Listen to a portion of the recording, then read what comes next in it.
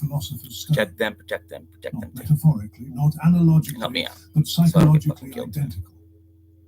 In psychology and alchemy, which Jung will writes, backfire on we can accuse those guys Christianity of arrested development if we are determined to Probably the excuse Palestinians our own mostly, because I'm shortcomings. kind of But I do not wish to make the mistake of blaming religion for something that is due mainly to human incompetence.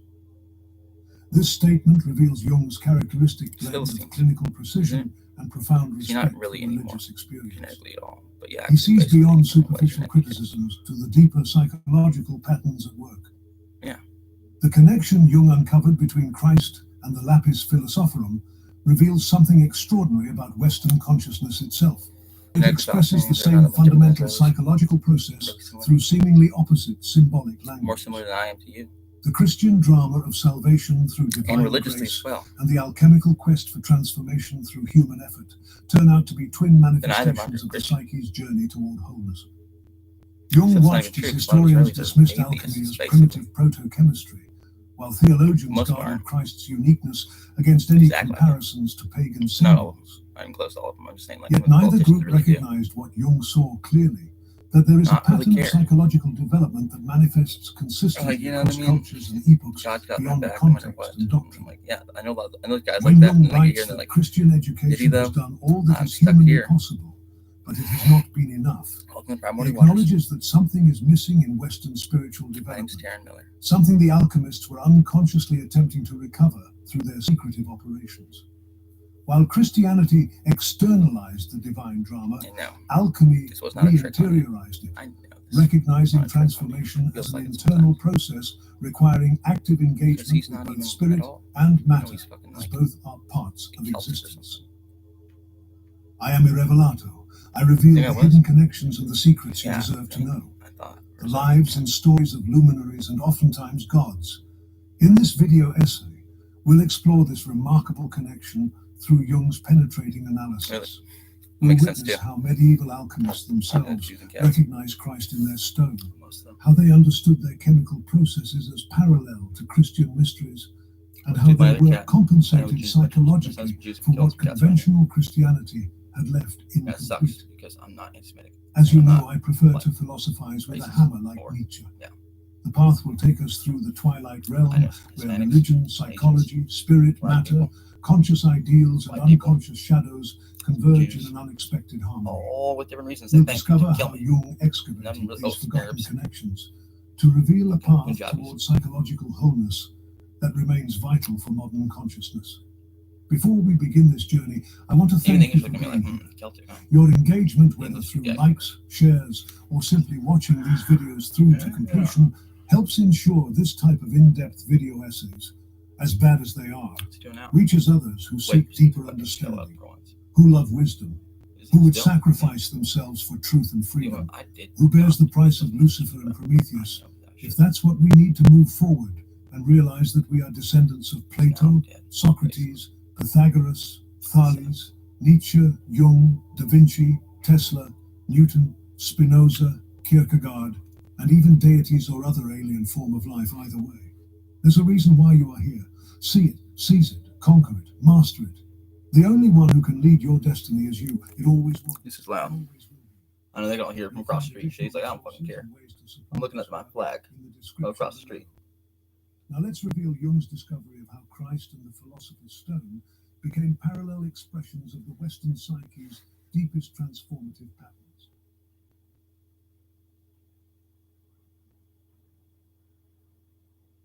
I don't know, it's just like on the angle to where like you couldn't tell, but you could tell basically. Explicit parallels between Christ and the philosopher's stone, both religious and alchemical. Even if I wasn't, it would still be legal, basically, except for a based on what precedent, but by statute, making this connection, Raymond Lully's Codicillus from the 14th century. She's blind. And as Jesus Christ at the house of David took on human nature for the deliverance and redemption. Taran Miller's blind. And the police have they've never taken this consideration. No one has. That Taran's actually blind.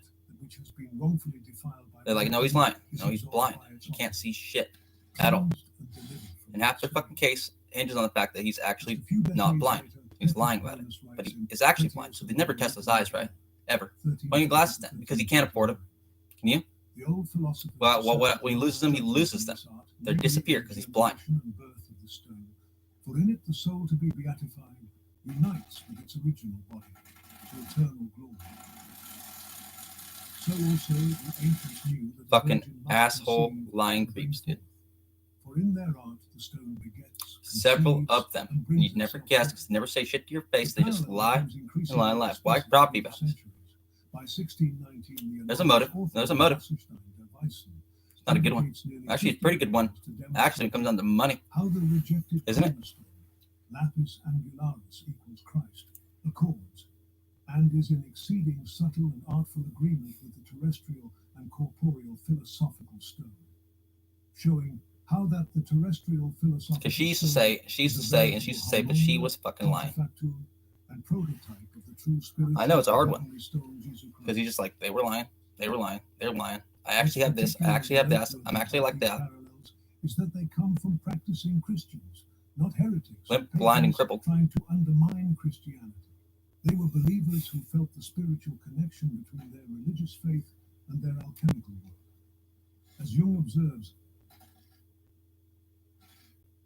the author of this. Fuck you, Taran, because that's not true, is it? Yeah, it's true. All the way through. Limp, blind, and crippled. Melancholia in alchemy and corresponds to the encounter with the shadow in psychology. And happens saying most of the time. Not anymore, though. The visual evidence reinforces these textual connections. Alchemical manuscripts depict the lapis crowned like a king, crucified like Christ, rising from the tomb like the resurrected Savior. The stone undergoes death, burial, and resurrection. It mediates between worlds, transforms the base into the precious, and reconciles opposites, just as Christ. So if that's not true, then the rest is probably not true either. There goes theirs. Their case is gone. Goes theirs. Christ said, I, big time, lifted up, pissed. will draw all men unto me. From that time forward, both parts, having been crucified and examinated, are betrothed to one another. Man and wife shall be buried together, and afterward try to charge me criminally on some shit that I can't even do because I'm blind. The Tractatus Aureus describes the stone's process in language eerily reminiscent of Easter. But when we marry the crowned king with the red daughter, she will conceive a son in the gentle fire, and shall nourish him through our fire. Our dead son shall live. The king shall come forth from the fire and rejoice. Turns out in this county, they've done that before. The shall be disclosed, and the virgin's milk be whitened. The son is become a warrior fire and surpasses the tincture, for he himself is the treasure, and himself is attired in the philosophic matter. Even the stone's attributes mirror Christ's. Jung notes how alchemists describe the lapis as health and long life in felicity, on account of which our stone is chiefly to be sought. A direct parallel to Christ as source of eternal life. I'm not trying to talk shit in this county, but those jurors, people actually get on the jury, are fucking assholes. Because he has never DAs, they can be too. Not always, but they can. Clear parallel to the Virgin Mary. But Jung's insight goes judges, they can be too. Why? Because they fucking are. Well, it's not any better anywhere else, and I know that too. But I expected more from quote unquote like small town spiritual men, but I guess not, huh? Wholeness, integration, and self-realization through distinct symbolic systems. A lot more transplants than forces it around here. The Lapis Christ parallel establishes an analogy between the transforming substance and Christ. In the Middle Ages, doubtless under the influence of the doctrine of transubstantiation. So are they, the ones fucking doing it. Times, the Gnostic tradition of older pagan ideas was all the fucked up shit. Not me. Mercurius is likened to the serpent hung on the cross. John 3. I'm here looking at that fucking mountain, not anything else. That flag over there, not anything else. This what are you looking observation exemplifies me? Why? How symbolic thinking is not restricted by any historical imperatives. It always finds new expressions while maintaining psychological continuity. The same transformative process that Gnostics expressed through their complex mythology. I can tell when back and forth, kids fucking riding his bike. Yeah, the little fucking spy snitch kid.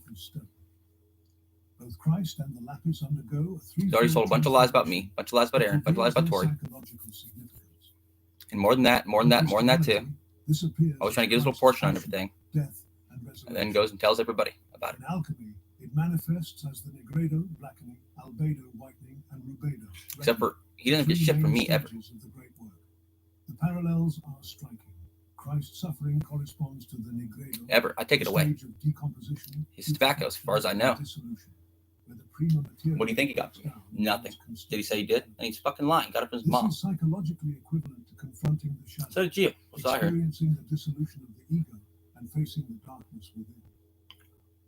Christ's death parallels the albedo. So that's not true. But almost is. Psychologically, this represents the emergence of insight after confronting the shadow, the birth of new consciousness after the death of old identity. Christ's resurrection corresponds to the rubedo, the reddening phase where the philosopher's stone achieves its transformation. What Taran said. Psychologically, he muttered it under his lips. Why did he do that? Opposites, the reconciliation of conscious and unconscious elements, the achievement of psychological wholeness. Or as Jung writes, the rubedo then follows directly from the albedo, but she did. The result of raising and the he heat did. Of the fire to its highest. With the other ones, who always think the red and the white axe, king and queen. Who would probably try and tell, like, frame me for that too. Because I was alone. It's like, no, don't ever do that, or ever do that, or ever that. You're fucking retarded, right? Describe this process through circumrotation or a circular philosophical revolving of the. Like, we're just putting it all on Taran. He's still there, hanging out. So we can just get rid of Taran. They're in rehab. Taran's not doing anything wrong. Just in dead off. Ooh, that's been not very nice. This circular turns out mirrors the Christian narrative of incarnation, crucifixion, and resurrection. What about the rest of it? Taran's blind. He's fighting somebody else. We can tell. And transforming almost. Both patterns express the same psychological reality, the transformation of consciousness through stages of dissolution and reintegration. Says he's powerful enough to hold somebody hostage so he doesn't get tortured to death spiritually. Although he didn't hold them hostage, they volunteered. And his ego can just be like unaware of the deep root of all being. Eastern man, on the other hand, experiences the world of particulars, and even his own ego, like a dream. He is rooted essentially in the ground, which attracts him so powerfully that his relations with the world are relativized to a degree that is often incomprehensible to us. This difference manifests in how Christianity and alchemy approach transformation. Christianity emphasizes external worship of Christ as divine savior, while alchemy focuses on internal transformation through active engagement with material processes. Jung writes, and they're not happy. The Western attitude, with its emphasis on the object, tends to fix the ideal, Christ, not this mess, not too much. Aspect, and thus to rob it of its mysterious relation to the inner man. This externalization creates a psychological void. If the supreme value, Christ, and the supreme negation, sin, are outside evidence from his house, wouldn't he be cleaning up and shit, trying to, like, cover it up? Instead of being like, oh, it's all evidence. Yeah. There it is. Interiorizing the transformative process.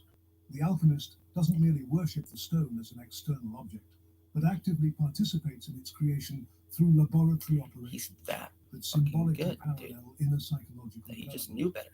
Clearly. The alchemist ultimately does the work. What response do you want? And becomes like Christ, even when. So I have a lot of personalities, so it's like it's in and out. This compensation reveals the complementary. But they all, I'm the one in charge, so nobody really does anything but me. They approach the same. We kind of do sometimes. We used to do a lot more than he did, and it drives me fucking crazy. Now he's in charge. Taran took control.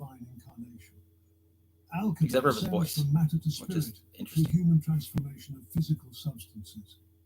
Their opposition reflects the divided nature of Western consciousness, split between spiritual aspiration and material existence, between worship of transcendent divinity and engagement with immanent reality, between passive reception of grace and active participation in transformation. The principle of polarity is always present and in motion.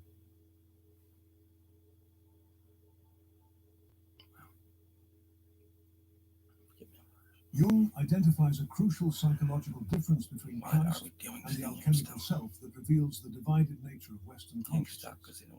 The self is a union of opposites par excellence, and this is where it differs essentially from the Christ symbol. Waste time.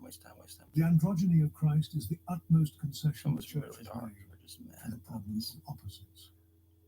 Christianity presents Christ as pure goodness, with evil externalized as Satan. This creates a fundamental split in Western psychology. Consciousness identifies with light and goodness. Shadow elements are projected outward as evil and darkness. Jung observes, The opposition between light and good on the one hand, and darkness and evil on the other, is left in a state of open conflict, since Christ simply represents good, and his counterpart the devil. This opposition is the real-world problem, which at present is still unsolved. This unresolved tension shapes Western consciousness profoundly. We inherit a psychological template that splits light from shadow rather than integrates it. We identify with our conscious ideals while projecting our disowned shadows onto others. We seek moral perfection rather than psychological wholeness. The alchemical self offers a different approach to this problem. It contains all opposites in paradoxical unity. It doesn't split good from evil, but transforms one into the other through conscious integration. Jung writes, the self, however, is absolutely paradoxical in that it represents in every respect thesis and antithesis, and at the same time synthesis. The alchemical Mercurius exemplifies this paradoxical nature. Jung describes it as the dragon that devours, fertilizes, begets, slays, and brings itself to life again. Being hermaphroditic, it is compounded of opposites, and is at the same time a uniting symbol, at once deadly poison, basilisk, scorpion, panacea, and savior. This integration of opposites is not heretical, it's not rebellion, it's not corruption. It's a psychological compensation that is necessary for gnosis. Where Christianity split light from shadow, alchemy sought... Because he's not a stereotype, no, he's like where Christianity several stereotypes in one, Satan, which is not even who he is at all. Recognized the shadow Like as we got back to bubbling, physics transformative potentiality. Jung states with That's like the same thing again. In the he knows self, it too. good It's like and evil so are similar. indeed Every closer than one of these identical is twins. similar enough to where he's like, well, The true self isn't purely good, it's complete. It doesn't reject darkness but transforms it through conscious integration. Thus, Jung emphasizes that genuine transformation requires confronting the tension of opposites within ourselves. Without the experience of the opposites, there is no experience of wholeness, and hence no inner approach to the sacred figures. But the confrontation creates genuine suffering, a psychological crucifixion paralleling Christ's physical one. Jung writes, the reality of evil and its incompatibility with good cleave the opposites asunder, and lead inexorably to the crucifixion and suspension of everything that lives. Yet this suffering becomes transformative when understood as necessary for psychological growth. And vice We versa, all have to be assholes. crucified with Christ, which means being suspended in a moral suffering equivalent to veritable crucifixion. I don't think the consensus would be As already stated, put Taran in the alchemists Typhon express chamber the psychological truth in the Negredo. and leave these guys out, although in Congress it might be. Materia decomposes That's the before concern. transformation begins, The White House which almost parallels already is. Christ's death and burial. The necessary dissolution of old identity Supreme before Court? resurrection occurs. Jung acknowledges this integration isn't easy. In Probably practice, not. this is only possible up to If a they had point. all the And information, apart from that, is so they don't have, unbearable don't want. and inimical They don't to have, life don't want. that the ordinary And they human being can afford to get into such a state only occasionally. In They fact, just can't get to so it like is that. possible. Maybe they But can't. how could he remain ordinary in the face of such Have suffering? to appeal something though. This recognition leads to what Jung calls Unless there's a a writ. probabilistic attitude toward evil, an acceptance that perfect Is it not integration even in that remains in a beyond local county ordinary court? Would we human do that one? capacity, and that we must find practical ways to That live would be with our right. inner divisions Karen, without either denying them or being Karen went from destroyed by trial for them. what? Like, I'm obvious. The shadow, That'd be fucking hilarious. those aspects of ourselves we disown and Why? project Because I onto could others, technically is lose very important in this process. He writes, and then lose Garfield the and encounter kill with the myself. dark So like half if of I the lost, I'd have to get personality, arrested or afterwards. shadow, The communications was comes fine. about That'd of be, its own would be accord hilarious in and any everything. moderately thorough treatment. But it wouldn't be funny at all. This if they problem did cap- is as I mean, during important the as fucking that of process, sin I'd in be the already. church. Confronting the shadow creates real psychological We suffering. just got charged with animal It abuse would be and more kill correct to take the open no, conflict they don't as probably a kill symptom of us. the psychic situation of Western man, and to deplore his inability to assimilate the whole range of the Christian symbol. Because that's what we want to do with the The cat, right? encounter We with want the to kill the dark cat, right? half of the personality or shadow So eye for an comes eye, about of its life own for a life. accord That's why I in killed any the cat. moderately thorough treatment. This problem is as Typhon chamber important for as that Typhon of sin chamber, in the right? church. The open conflict is unavoidable and painful. I have often been asked, and what do you do about it? Jung's response I is just remember you did. characteristically direct. I do nothing. There is nothing I can do except wait with a certain trust in God You guys until are out of blamers, so conflict, you guys born did. with patience and fortitude, there emerges the solution Karen destined, did. although I cannot foresee it, for that particular person. This attitude differs fundamentally from conventional religious approaches that seek to overcome evil That's not even true, George. Jung observes, Christ espoused the sinner and did not condemn him. The true follower of Christ will do the same. And since one should do unto others as one would do unto oneself, one will also take the part of the sinner who is oneself. This integration doesn't mean accepting evil uncritically. The danger in this point of view is the same as in the imitation of Christ. But the Pharisee in us will never allow himself to be caught talking to publicans and whores. It means recognizing our own shadow aspects compassionately, rather than projecting them onto others. Jung draws a crucial distinction. As little as we would accuse Christ of fraternizing with evil, so little should we reproach ourselves that to love the sinner who is oneself is to make a pact with the devil. Love makes a man better, hate makes him worse, even when that man is oneself. This approach transforms our relationship to our own darkness. Rather than split ourselves into good and evil aspects, we recognize that integration requires accepting our whole self, including those elements we prefer to disown, and transforming them through conscious presence of spirit and action, rather than denial or projection. The alchemists approached this integration symbolically through their work with physical substances.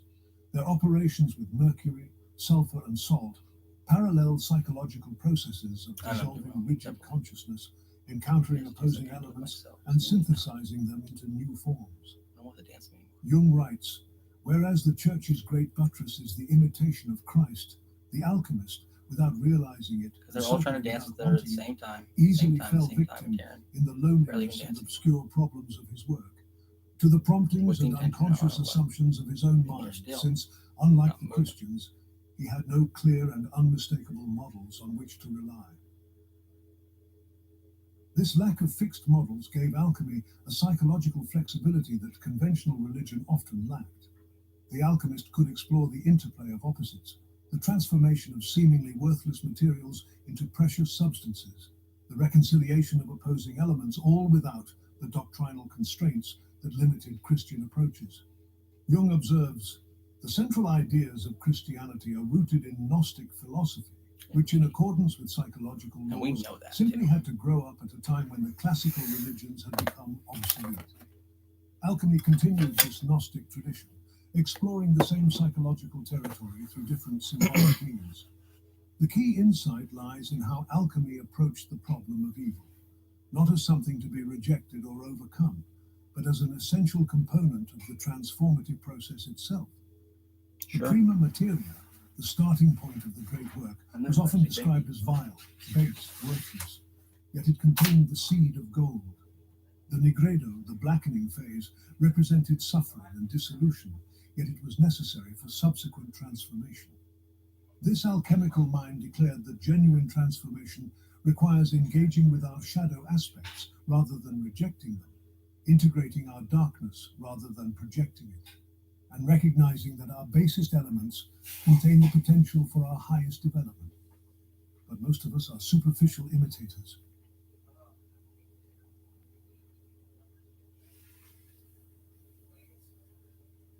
Jung diagnoses a fundamental psychological distortion in how Christianity has approached the imitation of Christ. The demand made by the imitatio Christi, that we should follow the ideal and seek to become like it, ought logically to have the result of developing and exalting the inner man. In actual fact, however, the ideal has been turned by superficial and formalistically minded believers into an external object of worship, and it is precisely this veneration for the object that prevents it from reaching down into the depths of the psyche and giving the latter a wholeness in keeping with the ideal. The transformative pattern embodied in Christ becomes externalized. It becomes an object of worship rather than a template for inner development. The psychic energy that should flow inward toward transformation gets redirected outward toward veneration. Jung identifies the cultural origin of this distortion. The Western attitude, with its emphasis on the object, tends to fix the ideal, Christ, in its outward aspect, and thus to rob it of its mysterious relation to the inner man. This contrasts sharply with Eastern approaches. Eastern man, on the other hand, experiences the world of particulars, and even his own ego like a dream. He is rooted essentially in the ground, which attracts him so powerfully. that his relations with the world are relativized to a degree that is often incomprehensible to us. This externalization creates a profound psychological void. If the supreme value, Christ, and the supreme negation, sin, are outside, then the soul is void, its highest and lowest are missing. The Western psyche becomes empty of its transformative potential, its highest aspirations and deepest shadows projected onto external figures, rather than integrated within. The contrast with Eastern consciousness reveals Western psychology's peculiar orientation.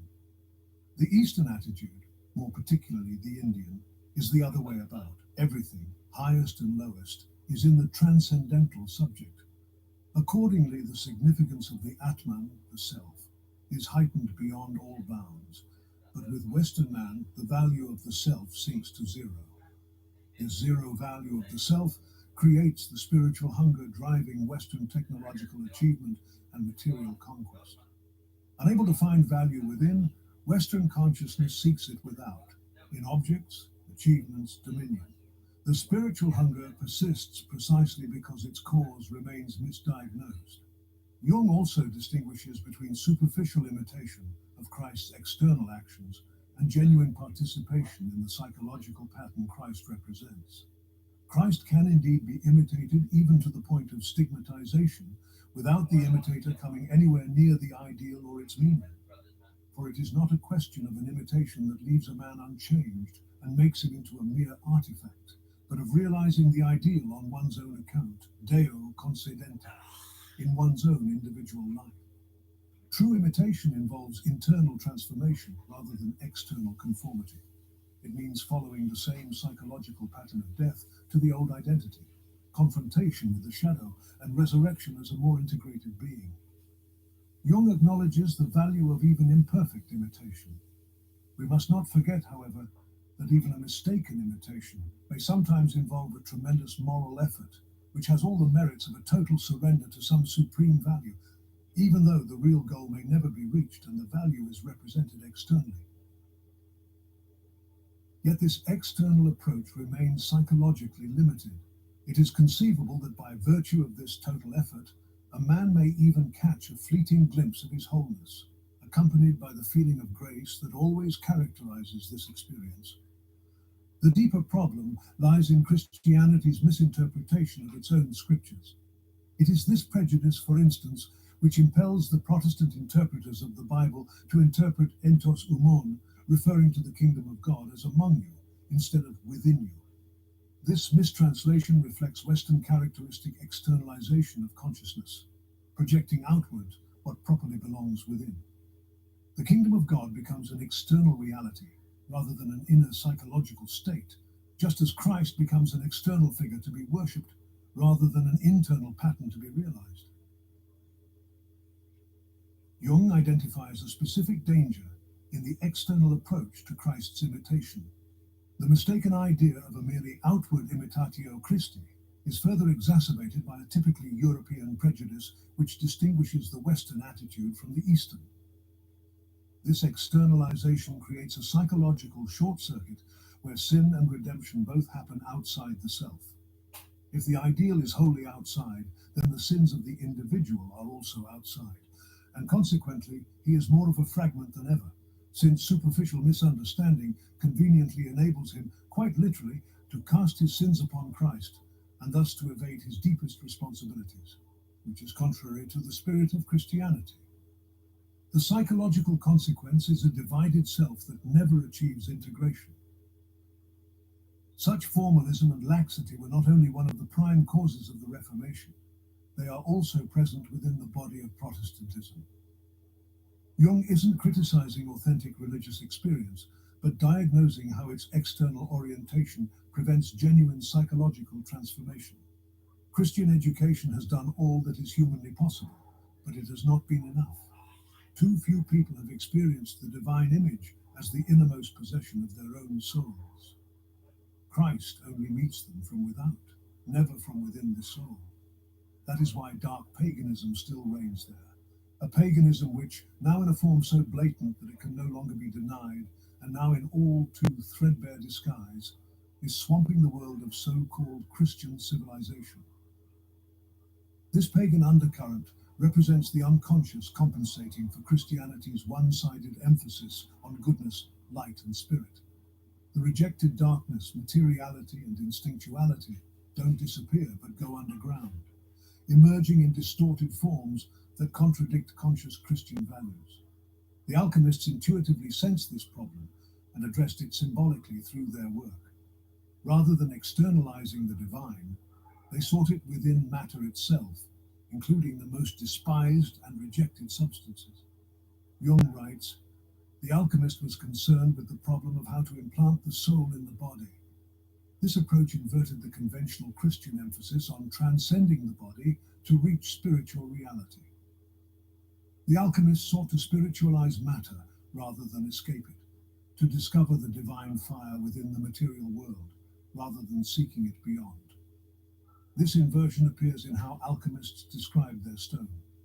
Where Christianity emphasized Christ's perfection, alchemy acknowledged the stone's paradoxical nature, its simultaneous darkness and light, poison and medicine, material and spiritual qualities. Jung notes how the Aurora Consurgence connected Christ with the philosophic man, the microcosm, the one that dieth not, and bringeth alive anything dead. This identification reveals the true meaning of Christ's imitation, not external conformity, but internal transformation through the same pattern of death and rebirth that Christ's life symbolizes. The alchemical perspective offers a psychological corrective to Christianity's external orientation. It suggests that genuine transformation requires engaging with material reality rather than transcending it, integrating darkness rather than rejecting it, and recognizing divinity within the world rather than beyond it.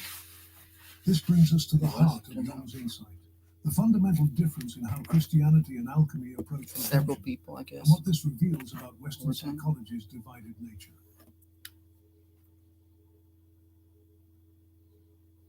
That's what Taran thinks. Jung identifies a profound reversal in how Christianity and alchemy approach redemption. Whereas in Christianity it is man who needs redemption, in alchemy it is God's anima mundi imprisoned in matter. Christianity positions humanity as fallen and in need of divine intervention from above. Alchemy positions the divine as imprisoned in matter and in need of human liberation from beneath. Jung elaborates, for the alchemist, the one primarily in need of redemption is not man, but the deity who is lost and sleeping in matter.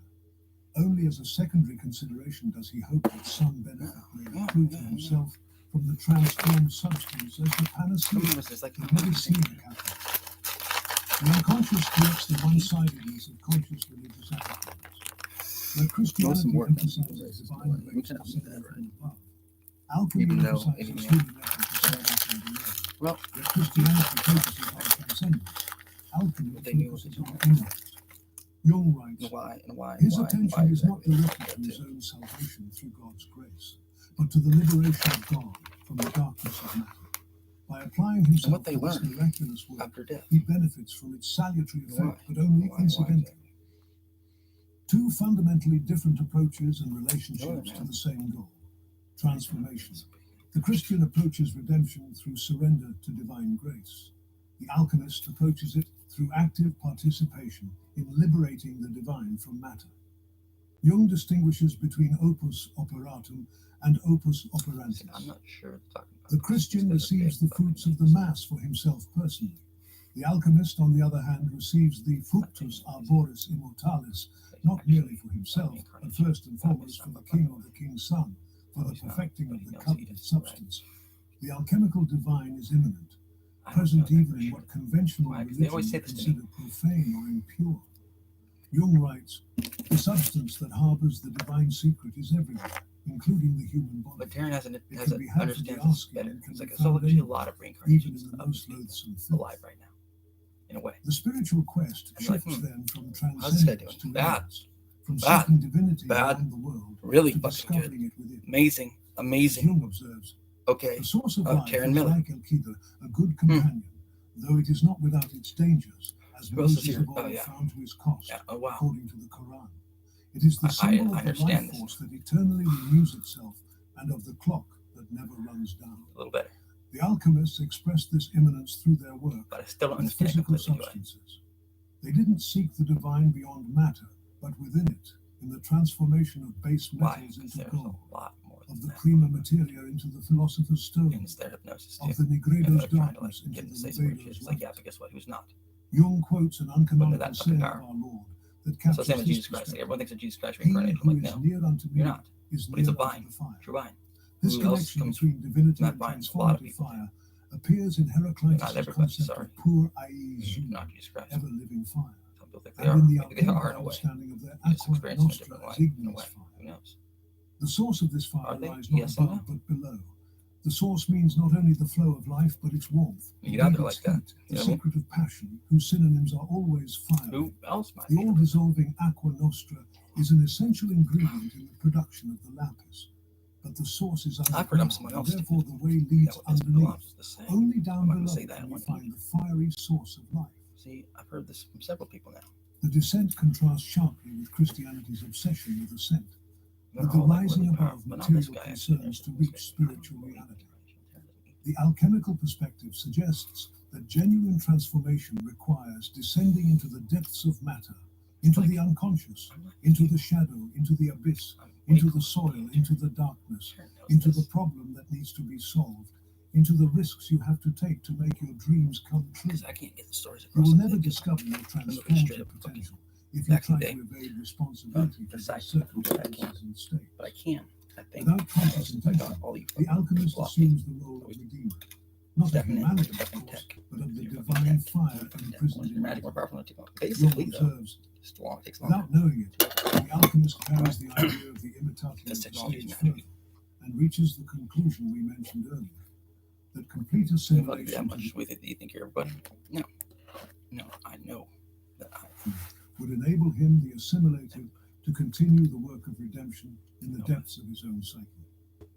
This unconscious assumption leads to a revolutionary conclusion. guess I've known for a while. Had the alchemist succeeded in forming any concrete idea of his Yeah, average, unconscious no, average. contents, he would have been Average to obliged to everybody, nobody to get- recognize that he had taken the When place you of find Taran Christ, Miller, or George to be Croft, more exact, that he Bring up one regarded of not you his guys. ego, but his self, we did. had taken over the work of redeeming not He just man, got the center of the but universe. We God. got a fucking right center. He would then have had to would go. recognize not only himself Yeah, as it the is. equivalent of Fucked up, Christ, but That's Christ 100%, as a symbol of everybody. himself, a turning point in the development of Certainly. Western consciousness, if you Yeah. ask me.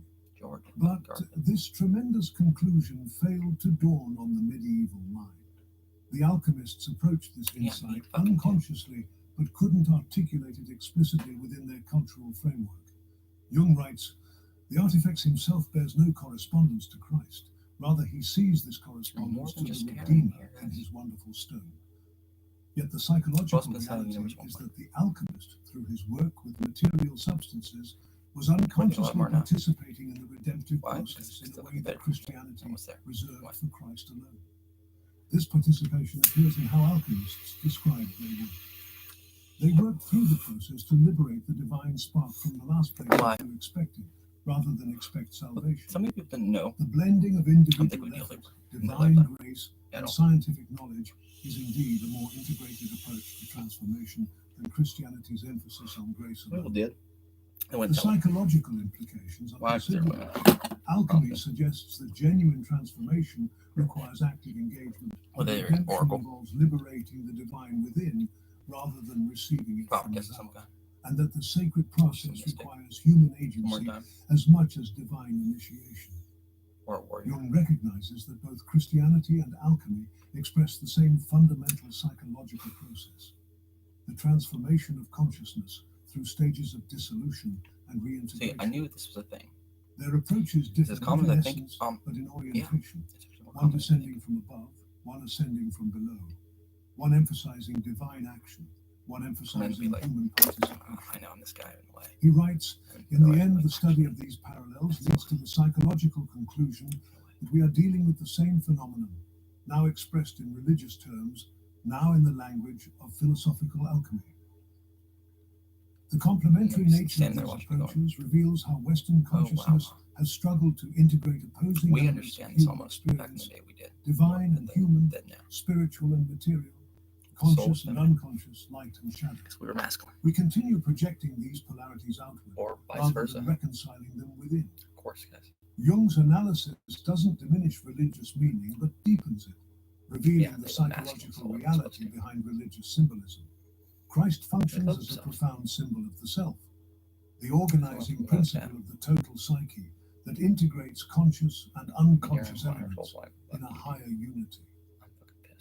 This brings us to Jung's most comprehensive understanding of Christ as a symbol of the self, the archetype of wholeness, the true goal of psychology. He didn't really do that.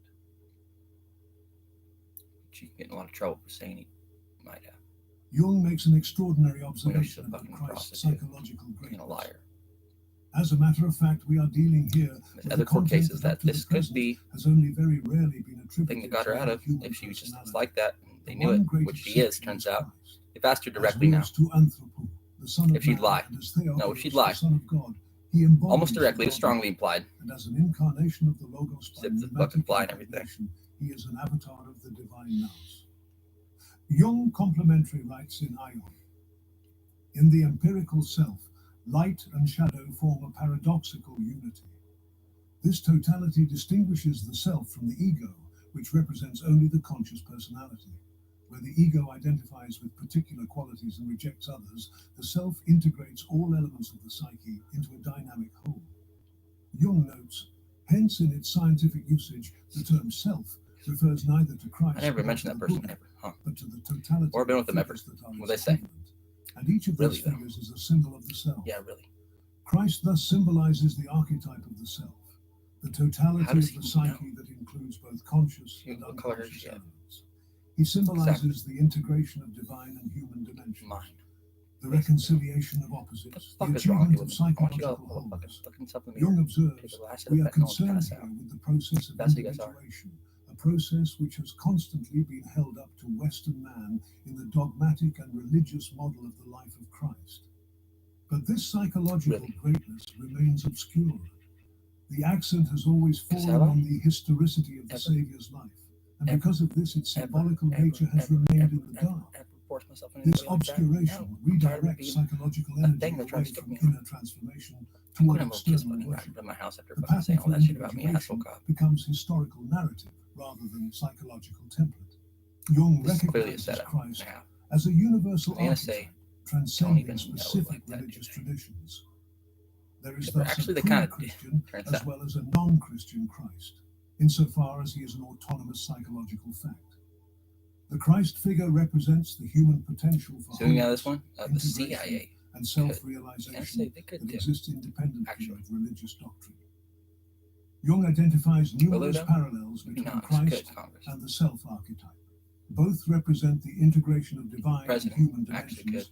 Both undergo transformation through suffering and death. Both emerge as mediators between opposing realms. These parallels explain why Christ functions so effectively as a symbol of the self. Jung writes, the almost limitless range of the self might be deemed a disadvantage as compared with the definiteness of a religious figure, but it is by no means the task of science to pass value judgments. This appears in various symbolic forms. The quaternary structure of Christ's symbolism reveals its connection to psychological wholeness. Jung observes how Christ, enthroned with the four emblems of the evangelists, represents a mandala-like structure that symbolizes psychic physically, and you guys know it too. It parallels Father Horus with his four sons, or Osiris with the four sons of Horus. These four elements also correspond to the psychological functions Jung identified: thinking, feeling, sensation, and intuition, whose integration constitutes psychological completeness. This quaternary structure represents psychological wholeness, the integration of the four functions of consciousness. The solar symbolism reinforces this connection. Horus is also the Helios Anatolis, rising sun, and Christ was still worshipped as such by the early Christians. The rising sun represents the emergence of integrated consciousness from the darkness of unconsciousness. Your brother's not even actually crazy. A universal symbol of psychological kind of crazy. Yet Jung also identifies a crucial difference between Christ and the self. The self is a union of opposites. No, see, they're telling everybody and this is that he's so much worse than he is. From the Christ that way they can sit there and like hate him. Is the utmost concession the church has made to the problem. But he really ain't that bad compared to almost everybody else in some way, because pure goodness, with evil he cares as Satan. When you guys don't The give self, a however, fuck contains both light and about shadow him. in dynamic tension.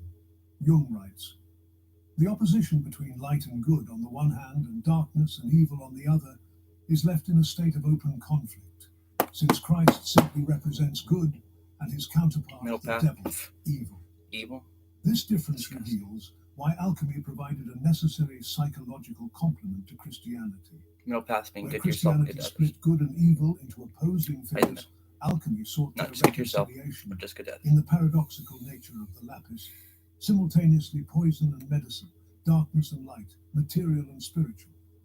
Jung explains why both Christ and the lapis functioned as projections of the self. I basically agree with that. The projection of the Redeemer image, which good. is the Like, that's a good correspondence assessment between of what Christ and Buddhism the is. lapis, is therefore almost a supposed to be like. psychological necessity. It's gone a little fucking right. The self-archetype It's a little typically left, remains actually, in Taran's opinion. unconscious, It's like, well, manifesting through projection onto external or wouldn't they figures fucking and do more? symbols. Jung writes, once the exploration of the unconscious has led the conscious mind to an experience of the archetype, the individual is confronted with the abysmal yes and no, contradictions of human because nature. the Dalai Lama can do it. Why can't Taran do it? Fine. Leads to the The fucking Dalai possibility Lama. of a direct experience of light Helping and I do. darkness, of Christ and the devil. Yeah, that kind of The fucking. confrontation with shit. opposites forms the heart Yeah. of individuation, the process of psychological integration From who? toward wholeness. Jung Christians. observes, for better or worse, there is only a bare atheists. possibility of this, and not a Taoists. guarantee. Hindus. For experiences of this kind, Because they all cannot have of fucking some necessity sort be of induced classist by bullshit any they human think is means. part of their religion. There It are doesn't factors say to be anywhere in considered the which fucking are text. not Well, under it our does, control. but it don't. The I'm saying your arbitrary text, nature Taran, of this technically, process yeah, my explains text, why technically it religious says I'm symbols supposed to be a affect fucking people philosopher differently. king. Experience of the opposites has Yeah, same nothing book. whatsoever to It's do just with slavery's okay. intellectual insight And I don't or believe with in that. empathy. It is more what we would call fate. Such an experience And Ricky can Cassis, convince I don't one believe in that person either. of the truth of Christ, another But I of do the believe truth in of the Buddha, to the exclusion of all other evidence. This Basically. doesn't diminish religious meaning, but deepens it, revealing how religious symbols not connect really. to authentic psychological processes. I've never met two people, never does. The efficacy of dogma, however, by no means rests on Christ's unique historical reality, but on its own symbolic nature, by virtue of which it expresses a more or less ubiquitous psychological assumption quite independent of the existence of any dogma. Jung Even like explores staggered how generations, Christ you don't be in the Pantocrator, fucking same class the as Almighty, 4 kids. functions as an Turns imago out. lapidis, an image of the stone. This connection reveals the cosmic dimension of the self-archetype, how it On purpose, represents not just individual wholeness, but universal integration. The cosmic Christ parallels the alchemical understanding of the lapis as Much microcosm, more Hindu than a Buddhist. representation of the Yeah, entire no. universe in miniature form. Why? Because Jung refers to a passage from pseudo-Aristotle what is where the Hinduism? circle re-emerges from a triangle set in a square, and writes, this circular figure, together with the Ouroboros, the Paganism. dragon devouring itself tail first, is No the paganism basic mandala in the modern of world alchemy. with all our fucking dumb fucking Similarly, caste and bullshit. complementary to Jung's Bunch of psychology and ideas. alchemy, which is Like the subject over and matter over and of this over and video, over and over the and over and over Atalanta again. Fujian emblem 21 reads as follows: And way more Buddhist now make of a man and woman circle, than it and a started out as. quadrangle. Out of this a triangle, make again a circle, and you will have the stone of the wise. Thus is made the stone which thou canst not discover, unless you through diligence learn Still to not always understand right. this geometrical teaching. This geometric symbolism represents the process of psychological basically right. integration from the Certain original words. unity, circle, through differentiation, quadrangle, and partial Hinduism is integration, more triangle, ethnic, to a higher still. unity, circle, that In a way. contains all previous stages in conscious even though it's relationship. not like Jung notes, Christ the Pantocrator is an Not imago like lapidis. Judaism He is the or lapis even Islam. angularis, Well, kind of the like Islam. cornerstone that was rejected by the builders Actually, a and little then worse became in the some head of the corner, a rock of offense, They have and a fucking stone of castes stumbling. and everything that you don't even This get into. It's connection like, reveals the paradoxical nature Really? of the self, how it appears so you're initially more as Shiva obstacle, than I am because you're as rich. stumbling block, as that which Unless you disrupts don't our do that. conscious identity. Only through confronting this disruption can we achieve the higher integration the self represents. One key aspect of this You got a cooler integration mountain. involves Good the for you. mandala You guys, structure good for that you. appears in Jung's analysis. The mandalas I of doubt it. ecclesiastical art, Here's a rubber. particularly those on the floor before the high all altar the way to the or west. beneath Where's the Rabbi? transept, Rabbi's make frequent use Maybe of put the them out in the sea zodiacal somewhere. beasts or the yearly seasons. Are A we? related No, idea not is really. the But identity you kind of of, Christ not with the really. church calendar, of which he is the fixed pole and the life. I like This that pattern place. reveals the archetypal function of Christ symbolism. The Son of Man is an anticipation of the idea of the self. Hence, the Gnostic adulteration of Christ because with the other white man symbolism fucking of annihilated self it. among the Annihilated Gnostics, it. recorded by Hippolytus. No, he totally The annihilated it. parallel between Even in the Christ and 50s, it self didn't look like this shit, also dude. appears in how Jung addresses the quaternary. Even when I was a little kid, it didn't look this bad. The 32 pulses may It's gotten conceivably worse derive from and the worse and multiplication worse and of worse 4 and times worse 8. and worse As we know and from worse and worse and worse. Why? the We're just waiting for the volcano to erupt and erase it all. What if it doesn't? often becomes 8, 16, 32, What if we were guaranteed it does, Taran? That's what I'm worried about. This numerical Why is she getting taller? Connects to sacred traditions. Because The I 32 fucking triggered her canales to. occulti are also mentioned by Knorr von Rosenroth, who calls Chokmah the supreme path of all, embracing all, on the authority of Job 28. How big is the 7. caldera There is underneath a this path which no motherfucker? fowl knoweth, and which the Bigger than we vulture's eye think. hath not seen. But it's mostly not. It's not The mostly. manifestation of the self involves Yeah, it's water. transformation through suffering. So I'm trying to A say there's a pattern lot of visible in water both Christian and alchemical symbols. under this mountain because she's close to the Melchior coast. makes this connection explicit when he associates the offertory with the A lot stone of water that the in that builders mountain. rejected, Period. and that became the head of the corn. Which is almost, yeah, even This is the scarier. Lord's doing, and it is marvelous in our eyes. The self brings together what I think that's why you see clouds form at the top. Occasionally As you do. Jung quotes from an allegory of Where's the clouds come from? Trinitatis They're et coming out. Purus It's steam. Philosophici. Therefore, Mercurius Philosophorum is to be considered a Occasionally, spiritual body. That's As true. the I believe it philosophers is call true. him. I can even see So it. too is the gold without flaw, and is fixed, potent to withstand all examinations, and glorious. Yet, for the sake of its imperfect and sick brothers and sisters, it dies and rises again glorious and redeemed, and tinctures them to eternal life, making them perfect like to pure gold. Ultimately, the self represents the reconciliation No one of notices that. I know opposites they do, right? into a higher unity, a process that transcends logic yet manifests in They're just cool with it. patterns They're across just cool with it, religious huh? and alchemical traditions. In this integration, we discover the wholeness that is our deepest psychological potential. Told you it's more than you just Not as fucking escape weirdos. It's from all the these world, fucking locals are but just as its fucking weird too. transfiguration through conscious relationship to the archetypal forces that shape both psyche and cosmos.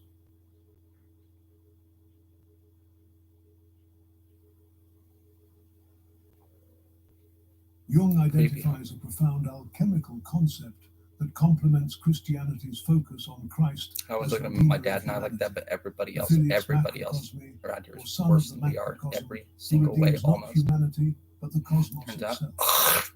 He writes, just as the redemption Even of though man, it the is worse than we are, microcosm, is a the little bit. task of the upper sun, so the Michael lower talks sun way more has the shit. function of a salvator macrocosm. This concept reveals how alchemy extended redemption beyond the human realm to include the material My world. dad's not that Where great. Christianity focused on saving human souls, But he is alchemy because he's my dad. recognized the need to redeem matter itself, to liberate the divine spark And he's still imprisoned alive. in the physical universe. Jung explains, Most easy to get Taran the in trouble, historical but I'm shift in pretty the sure world's consciousness towards the he's masculine not supposed is to. compensated at first by the chthonic like yelling this femininity spell, of the unconscious. Did you? Yeah. In certain I said pre-Christian hypnos. religions, Knocked the him out cold. differentiation of the masculine With a punch? principle Nope. had taken I the was sitting in my form of fucking the garage. He's gonna have to be father-son careful because like magic from a distance. I'm a like, change hypnos. which was to be of the I launched utmost it at him and importance just to Christianity. I'm like, whoa, dude. And I had to go over there and This revive him. I called father-son 911. dynamic appears in both Christianity and alchemy, but I with a don't crucial believe that. No, he difference. must see it. Christianity Magic is emphasizes not the there. upper Magic sun, is not real. Magic is Christ, not real. Well, who yes, what? descends Yes, from it is. heaven to save So I understand. humanity. Alchemy focuses on the lower sun, who emerges from matter to save the cosmos. Jung observes how this Always difference do. reflects psychological Always kinda have. compensation. Were the unconscious merely complementary, this shift of consciousness would have been accompanied by the production of a mother and daughter, for which the necessary material lay ready to hand in the myth of Demeter and Persephone. But as alchemy shows, the unconscious chose rather the Sibyl Attis type, in the form of the prima materia and the filius macrocosmi, proving that it is not complementary but compensatory. This I need my solar compensation plexus back from my reveals how lungs the already. unconscious doesn't simply invert conscious attitudes, but modifies them Back in in the manner of an which I take my opponent or fucking partner. cats. Where Christianity They can emphasized fucking spirit-saving rape me, humanity, basically. alchemy envisioned humanity helping to save matter, a partnership You see what I mean? rather than a hierarchy. This The is making a Filius lot more sense to me Macrocosmi in a way, reveals aspects of divinity that Christianity tended to exclude or from everyone's minimize, perspective now. particularly its connection to matter, darkness, and the feminine. The spirits just need to breathe, basically. Jung writes, They're not let. the primordial mother, who was anterior to the world of the father, accommodates herself to the masculine principle, and with the aid of the human spirit, alchemy or the philosophy, produces a Because they'd son, rather rape not the antithesis of Christ, but rather his chthonic counterpart, not a divine man, but a fabulous being conforming to the nature of the primordial mother. This chthonic counterpart to Christ represents the shadow side of divinity, its connection to matter, to darkness, to the unconscious depths that Christianity tended to reject or externalize as demonic. Jung recognizes this as psychological compensation, the unconscious producing what conscious attitudes exclude. The Filius Macrocosmi embodies what Heinrich Kuhnrath called the fiery masculine seed of the divine and the unspotted light of nature. This divine spark exists not beyond the material world, but within it, waiting to be liberated through conscious human engagement. And that kind of karma is Jung quotes an alchemical text describing how Mercurius is virginal because he has never increased any kind of metallic body in the bowels of the earth, and yet has generated the stone for us by means of the solution of heaven. That is to say, he opens the gold and leads out the soul, which you must understand as a divinity, divinitatum. And for a little while he carries it in his belly, and in his own time he changes it into a purified body, whence there shall come to us the boy, puer, the lapis, by whose blood the lower bodies are tinctured and taken back whole to the golden heaven. So how do we do this again, Taran? This reveals how alchemy understood redemption as something emerging from within matter itself through human co-authorship in the transformative process. Jung explores how alchemy paralleled Christianity's central sacrament, the Mass. But really not good at dancing nowadays, are they? No, they think they are, but they're not. He writes, whereas Catholicism emphasizes the effectual presence of Christ, alchemy is interested in the fate and manifest redemption of the substances.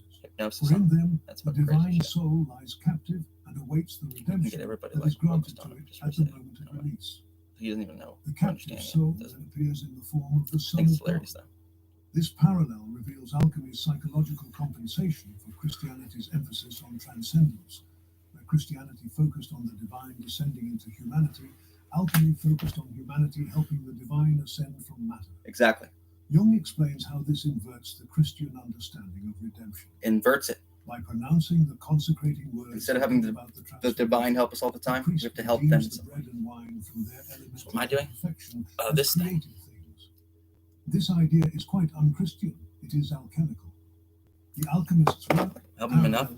Almost not now, but with matter rather than humanity as the focus of redemption.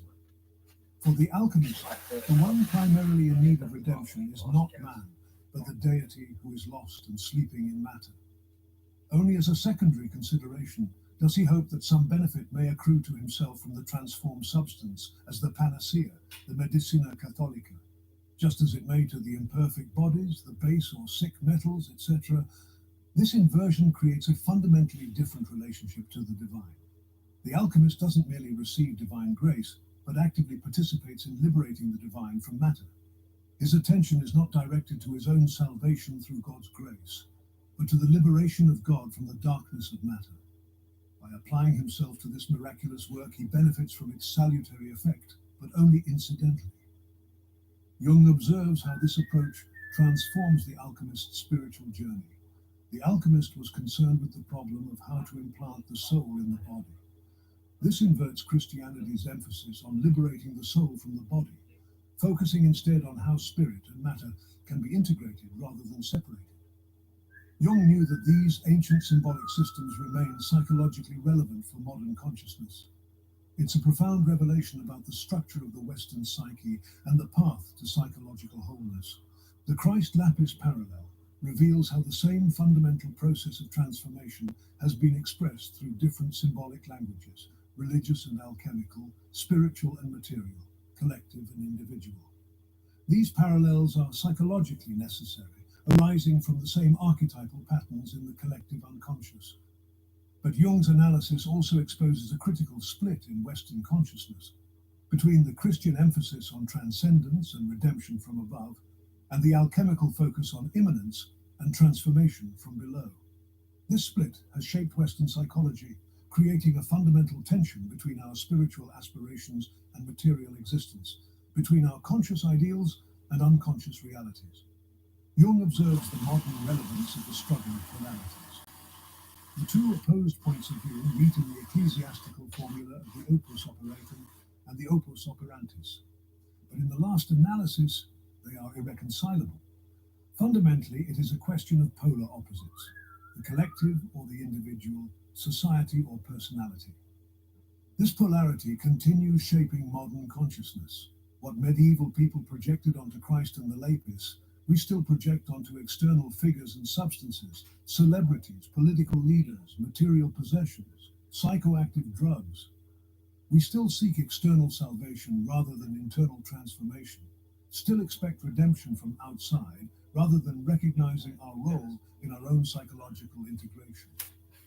Jung suggests that genuine development requires withdrawing these projections and recognizing the Christ archetype as representing our own potential wholeness. Christ can be recognized as a symbol of the self. This mode of expression is an intellectual necessity in scientific psychology and in no sense denotes a transcendental prejudice.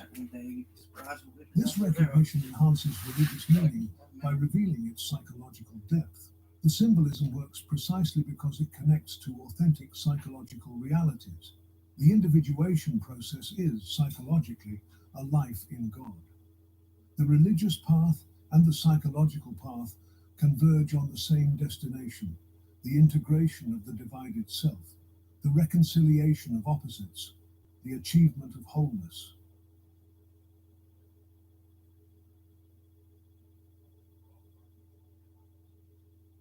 Jung explores the profound symbolism of the rejected cornerstone, a biblical image that connects Christ directly to the lapis philosophorum and reveals the paradoxical nature of psychological transformation. He writes, Christ is the lapis angularis, the cornerstone that was rejected by the builders and then became the head of the corner. This biblical reference, Psalm 118:22, Matthew 21:42, identifies Christ with the stone that the builders rejected, a symbol that also appears consistently in alchemical texts describing the prima materia. Both Christ and the lapis initially appear as obstacles, as stumbling blocks, as that which established consciousness rejects. Only later do they reveal themselves as the foundation for a new and higher integration. Jung quotes from Melchior, who associates the offertory with the stone that the builders rejected and that became the head of the corner. This is the Lord's doing, and it is marvelous in our eyes. As we already mentioned earlier, this connection extends the parallel beyond superficial similarity to essential psychological identity. Both Christ and the lapis represent what consciousness initially rejects, but which proves essential for transformation. Just as the builders rejected the stone that would become the cornerstone, consciousness rejects the shadow that would become essential for psychological integration. This rejection creates projection. We see our disowned qualities in others rather than recognizing them as aspects of ourselves. In every sphere of our lives, we encounter those rigid judgments, those demonic compulsions, those crippling wounds that Christ himself faced. Look closely at your own circumstances, the self-righteous critics, the tormented souls, the broken seekers. They surround us daily. Paradoxically, it is the most profound suffering that creates the greatest opportunity for transformative compassion. This explains why the most severe psychological afflictions often yield the most remarkable healings. The deeper the darkness, the more powerful the light that eventually emerges.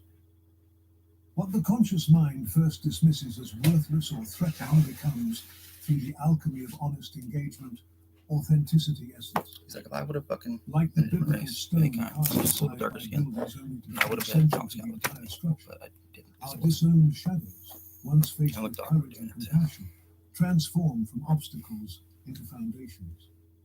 This paradoxical okay with journey it. from rejection to elevation reveals the hidden wisdom in what we most resist acknowledging Because other about things to talk about. Just like alchemical texts consistently describe the He's prima Asian. materia, the starting substance of the great work, especially as common, despised, and rejected. Because they've been over here and picked them up. It can be had for the asking and can be found anywhere, even in the most loathsome filth. This description reminds of Christ's humble origins and rejection by established authority. Almost. Both represent what conventional consciousness books or devalues, but which contains the seed of transformation. Does he believe that he knows it's not true? Describing the stone as altogether vile, cast upon the dung heap. Fucking surprised. This language deliberately echoes biblical descriptions of the suffering servant and Christ's passion, the divine appearing in the most rejected and despised form. The parallel reveals a profound psychological principle. Wow. The transformation begins not with what consciousness values, but with what it rejects. The shadow, well, you see, in East Asia, the despised aspects of different ourselves. than even in India. These contain like the prima materia for China, psychological growth. Jung was right. Not Most really, of us but don't almost, do the necessary work, so few our families are really extended, and we accept that there are families the dark nights of soul we just to touch pretend. the logos. And is not this an effect of Christianity's one-sided emphasis on goodness, light, and spirit? I know that. This is a conclusion you have to arrive at. But guess what? We would have done. However, the problem like is simple and evident. it's just the rejection change the darkness, backstory. materiality, and instinctuality We've done don't before. disappear, These kind of but people. go underground, emerging out in distorted forms quite a that bit contradict conscious Christian You've ever values, known somebody and like this, sometimes erupt they have to at change the unexpected backstory a little times, bit. So they in get unexpected ways, with unexpected force and consequences. almost. The alchemical approach offers a different path, not rejecting this darkness, but transforming it, recognizing its essential role in the integrated process. The prima materia isn't something to be overcome, but something to be transformed, just as the shadow isn't something to be eliminated, Because but every something time to be integrated, that to happened, be negotiated, they said, no, to be don't go employed yet. for good reasons.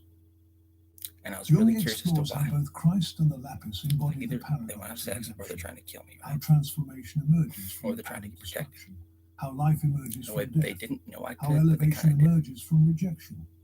He writes, Christ the Even like sacrificial that is guy, also like the this guy. sacrificed. This paradoxical sticking the legs in identity appears then in that guy alchemy is. as well, where the alchemist both transforms the stone and is transformed by How it, much harder you could have where punched the in agent this of guy right here. redemption becomes the object of redemption. This 2 or 3 paradox times reveals something essential about psychological You transformation, could punch about how as it hard as my requires dad. both active agency and passive surrender, both conscious effort and receptivity to the unconscious. Just the universe being paradoxical Could he? as usual. No. The cornerstones, rejection and elevation Could he? symbolize No. this paradoxical process. How what consciousness initially Some rejects couple of these guys becomes, through talk about conscious shit to 'em. confrontation and acceptance. We're actually kind of like that. Get that one, fuckers? The foundation for a more complete Yeah, self-understanding. this little fucker thinks he can tear What this appeared apart. as obstacle becomes cornerstone. Those are What brothers. appeared as shadow becomes source of light. Wow. Jung quotes the paradoxical alchemical That description. mattered a lot to him. He wants to be a Our fucking son fighter. of I royal know it, birth too. takes It's his like, I never tincture even get from the there. fire, and death, darkness, and the waters flee away. The Yeah, dragon who was pushing shuns me? the light But of like, the sun, fuck. and our dead son shall live. The king shall come forth from the fire and rejoice in the marriage. The hidden things Why shall be can't any disclosed, of these and the people virgin's guarantee milk that they can The keep my sun cat has safe? become a warrior of fire and surpasses the tincture. For he himself is the treasure, and himself is attired in the philosophic matter. He's just as powerful The enigmatic spiritually, and now he's symbolism just as of powerful this physically. language unveils the Duh, profound so he can stay metamorphosis safe of the psyche, spiritually as well. a journey where Otherwise, the confines you of can narrow get nasty. perception dissolve, allowing the You self don't want to to. emerge Why are you guys trying to torture you? Oh, yeah, torture the beast.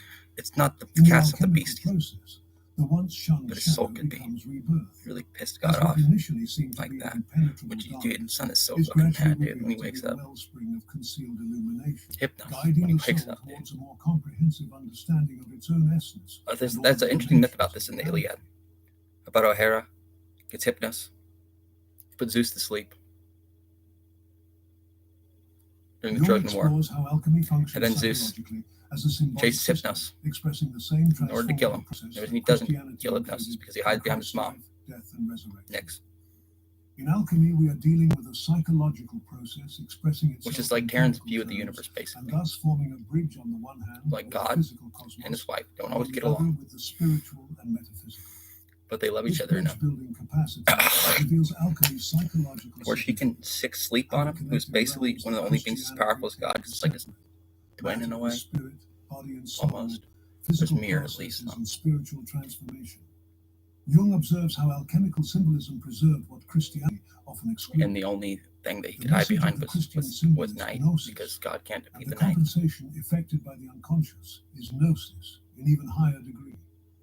Myth is the that's an interesting feeling. Natural for these psychic processes. And no intellectual formulation comes anywhere near the richness and expressiveness like he thinks he can, but he doesn't know he can. This Gnostic element, but he wouldn't even try. The recognition of direct knowledge of divine mysteries through inner experience, appears consistently in alchemical texts. Jung quotes an alchemist who wrote, "Therefore, Mercurius philosophorum is to be considered a spiritual body," as the philosophers call it. This spiritual body represents the integration of opposites that Christianity often separated: spirit and matter, divine and human, conscious and unconscious. The alchemical Mercurius embodies this integration, serving as agent of transformation precisely because he contains all opposites in dynamic. Or his brother did. Jung writes, "It would be more correct to take the open conflict as a symptom of the psychic situation of Western man. More than he's fucking Jesus Christ, he's Percy Jackson. The whole range of the Christian symbol. Lame ass Percy This Jackson. observation reveals alchemy's psychological function, compensating for Christianity's one-sided emphasis on spirit, light, and goodness. He's going to do the sword by die. recovering the value of matter, darkness, and shadow. It's too weak. Jung explores how alchemical symbolism emphasizes what Christianity often minimized, the necessary darkness of transformation. The Nigredo phase, where the prima materia decomposes before and some fucking he real writes, fucking focus. "The sun is an antique symbol that is still very close to us. We know also that the early Christians had some difficulty in distinguishing the Helios Anatoles, the rising sun, from Christ. This solar symbolism connects Christ with transformation from darkness to light, death followed by resurrection. But alchemy emphasizes what Christianity often minimized, how this transformation requires passing through darkness. That's a Hungry Ghost fucking craze that it is fucking ridiculous. Saying of our Lord, fentanyl. He who is near unto me is near it's unto fucking whatever this other shit it's cut into it is. Some of it is literally smart fucking drugs from all over the world with all kinds of weird side effects, and we know this, right, when we bring it in. But they're not like that, they're like that. Or like I am way more creative with their chemistry than we are in America. Dissolution, like the Chinese would be, sublimation, conjunction, fermentation, like the Indians would be, yeah. Each or the Vietnamese process paralleled a psychological one, allowing the alchemist to engage with unconscious contents indirectly the Taiwanese, through material even. manipulations. Jung writes, "This state of possession shows itself almost without exception in the fact that the possessed identify themselves with it's a form of culture that like understands and basically they do not realize that the role which is being thrust upon them America's full of shit most of the time content still to be understood, because they know people have lived for like 250 years based on old school Chinese medicine, which included a lot of weird alchemy, like drinking mercury and shit, but you kept your body and your mind ready to even do something, anything like that. I can, but it hurts. Drama to a universally binding truth, not of course by an act of judgment, but by the irrational fact of possession, which is far more effective. Thus, Jesus became is that mountain grown today? Amulet against the watching it like, is it going to grow? To possess everyone. The glad tidings announced, it has happened, but it will not happen to you inasmuch as you believe in Jesus Christ, the Son of God. Yet it could, and it can, and it will happen to everyone in whom the Christian dominant has decayed.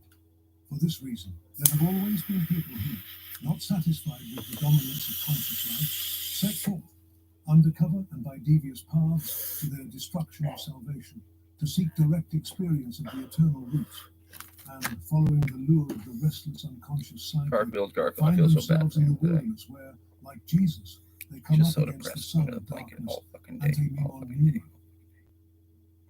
Thus, an old alchemist, and he prays, Horribus nostrae mentis purga tenebras, accende lumen sensibus. Purge the horrible darknesses of our mind, light and light for our senses.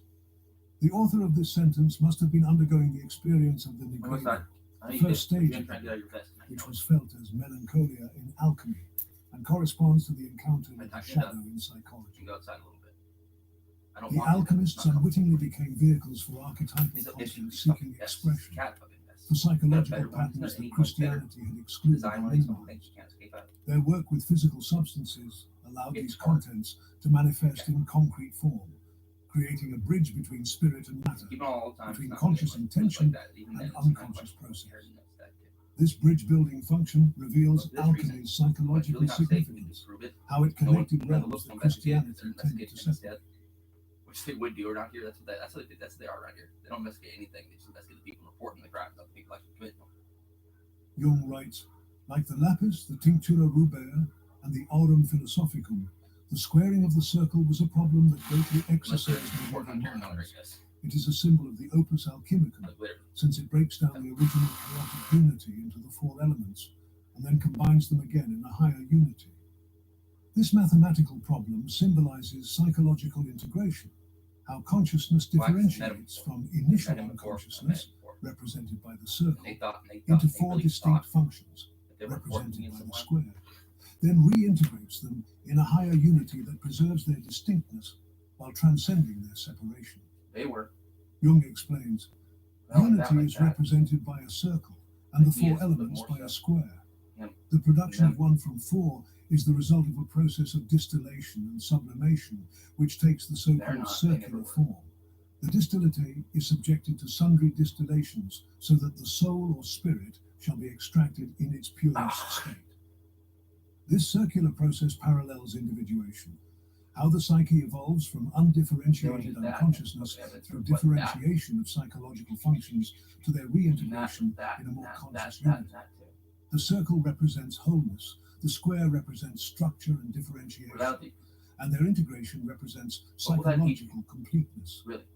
Remember when Jung quotes Heinrich Kuhnleiter, through circumrotation or a circular philosophical evolving of the quaternarius, it is brought back to the highest and purest simplicity of the plusquamperfect Catholic monad. Out of the gross and impure one there cometh an exceeding pure and subtle one. The transformation from gross to pure unity symbolizes psychological development, how consciousness evolves from initial unconscious immersion through differentiation to conscious integration. The initial unity lacks differentiation, while the final unity includes differentiation within a higher synthesis. As we previously mentioned, this geometric symbolism connects with psychological functions, thinking, feeling, sensation, and intuition, that Jung identified as the four basic modes of conscious orientation. Their integration represents psychological wholeness, the ability to engage with reality through all four functions in a balanced way. That's the opposite of what he said. This circular figure, together with the Ouroboros, so it's working, right? Bowing itself tail first, is the basic mandala of alchemy. The mandala, circle. So I think we can do with him there. While the Ouroboros represents the self-consuming and self-renewing nature of psychological transformation. But he could give up. How the ego must you don't want it like that. No one does. They all do. God, oh God, why the same way, Ra rises as Horus and completes each daily cycle as Zatum, only to be reborn again as a new Horus with the help of Osiris. Earthquake, this mathematical geometric symbolism reveals alchemy's psychological sophistication, how it encoded complex psychological processes in I know there's already been one. The squaring of the circle represents what Jung later called individuation, the integration of conscious and unconscious elements into a more complete whole. The Lapis Philosophorum embodies this integration of opposites, functioning as a squared circle that reconciles opposing elements in paradoxical unity. The stone's paradoxical nature appears in what Jung calls the coincidential oppository, the coincidence of opposites that transcends logical contradiction through higher integration. Jung quotes an alchemical text describing how soul and spirit must be separated from the body, and this is equivalent to death. Therefore, Paul of Tarsus saith, Cupio dissolvi et esse cum Christo. Therefore, my dear philosopher, must thou catch the spirit and soul of the Malaysia. This separation, followed by reintegration, is exact psychological development. How consciousness differentiates from unconscious immersion, identifies distinct psychological functions, then reintegrates them in a more conscious relationship. The death and resurrection symbolism represents this psychological process. The death of unconscious identification followed by rebirth in more integrated consciousness. The squared circle symbolizes this integration, how the four elements represented by the square combine with the original unity represented by the circle to create something that transcends both in higher synthesis. This geometric symbolism encodes the psychological process of individuation, how differentiated consciousness reintegrates with its unconscious foundation to create a more complete whole. Jung writes, the lapis is presented as the arcanum, the panacea, the pharmacon athanasias, and is usually characterized by paradoxical opposites, as we have seen. This paradoxical nature reveals the stone's psychological function, integrating opposites that conventional consciousness tends to separate. The squared circle represents this integration mathematically. Men know 5 minutes, women know 45 minutes. Reconcilable forms, the perfect circle, and the angular square. Men don't change their mind, women change their mind every 5. This mathematical problem symbolizes the psychological challenge of integrating seemingly opposed aspects of ourselves, thinking and feeling. But not the evil ones, turns out. Oh, the evil women are fucking fixed. We see you getting after your fitness goals. Anymore, how the men are, but what about those money goals? You can count on Credit Karma, wishy-washy and stern on the outside, progress, helping you see results so you can keep checking off those financial personal bests and find your way to money. No bags are the same way. Progress never felt so good. Like, no. Intuit Credit Karma. Karma you can count on. That motherfucker. Download the app today. Yeah, but if we actually just make it like that, that's what I was saying. Which wouldn't be that hard. Sensation and intuition, conscious and unconscious, light we wouldn't and have to kill this cat. We do when he's awake. What can he do about it? If he's awake, we'd have to do it fucking publicly. Jung's exploration of the Christ glass house right here reveals the divided architecture of Western consciousness. Completely glass house. I never worked those again. He writes, don't wear a wire. In dealing with alchemy, we must always consider what an important part this philosophy played in the Middle Ages, quartz. what a vast literature it left behind, and what a far-reaching effect it expensive, had on the spiritual life of the time.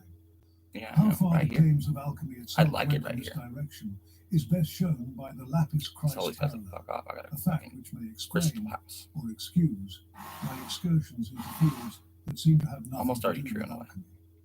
Christianity and alchemy approached the same Orange, neon, transformative blue. process from different directions, revealing how And then we Western just consciousness has fire struggled on fire. to integrate opposing elements of human Like we do. experience.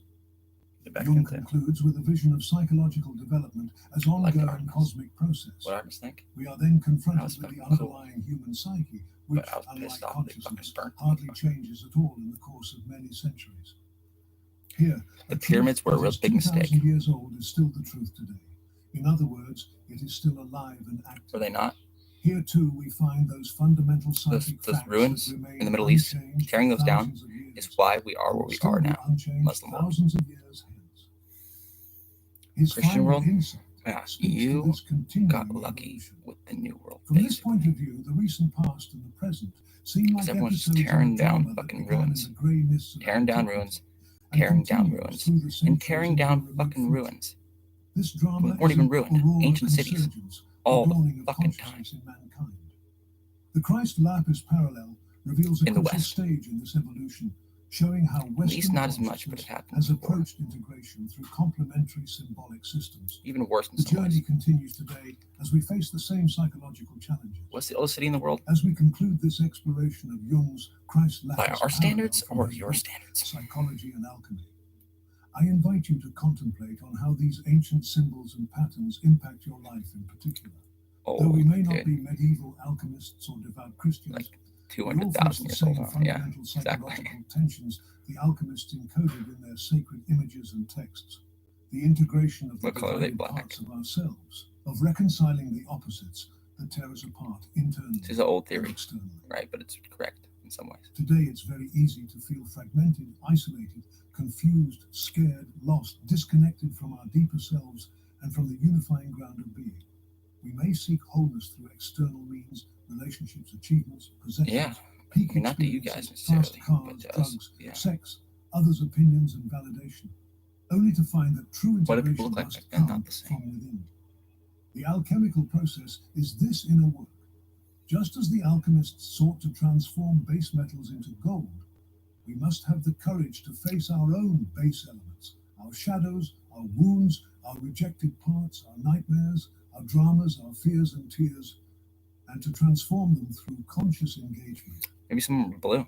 You must sit with the nowadays. darkness and discomfort you'd prefer to avoid.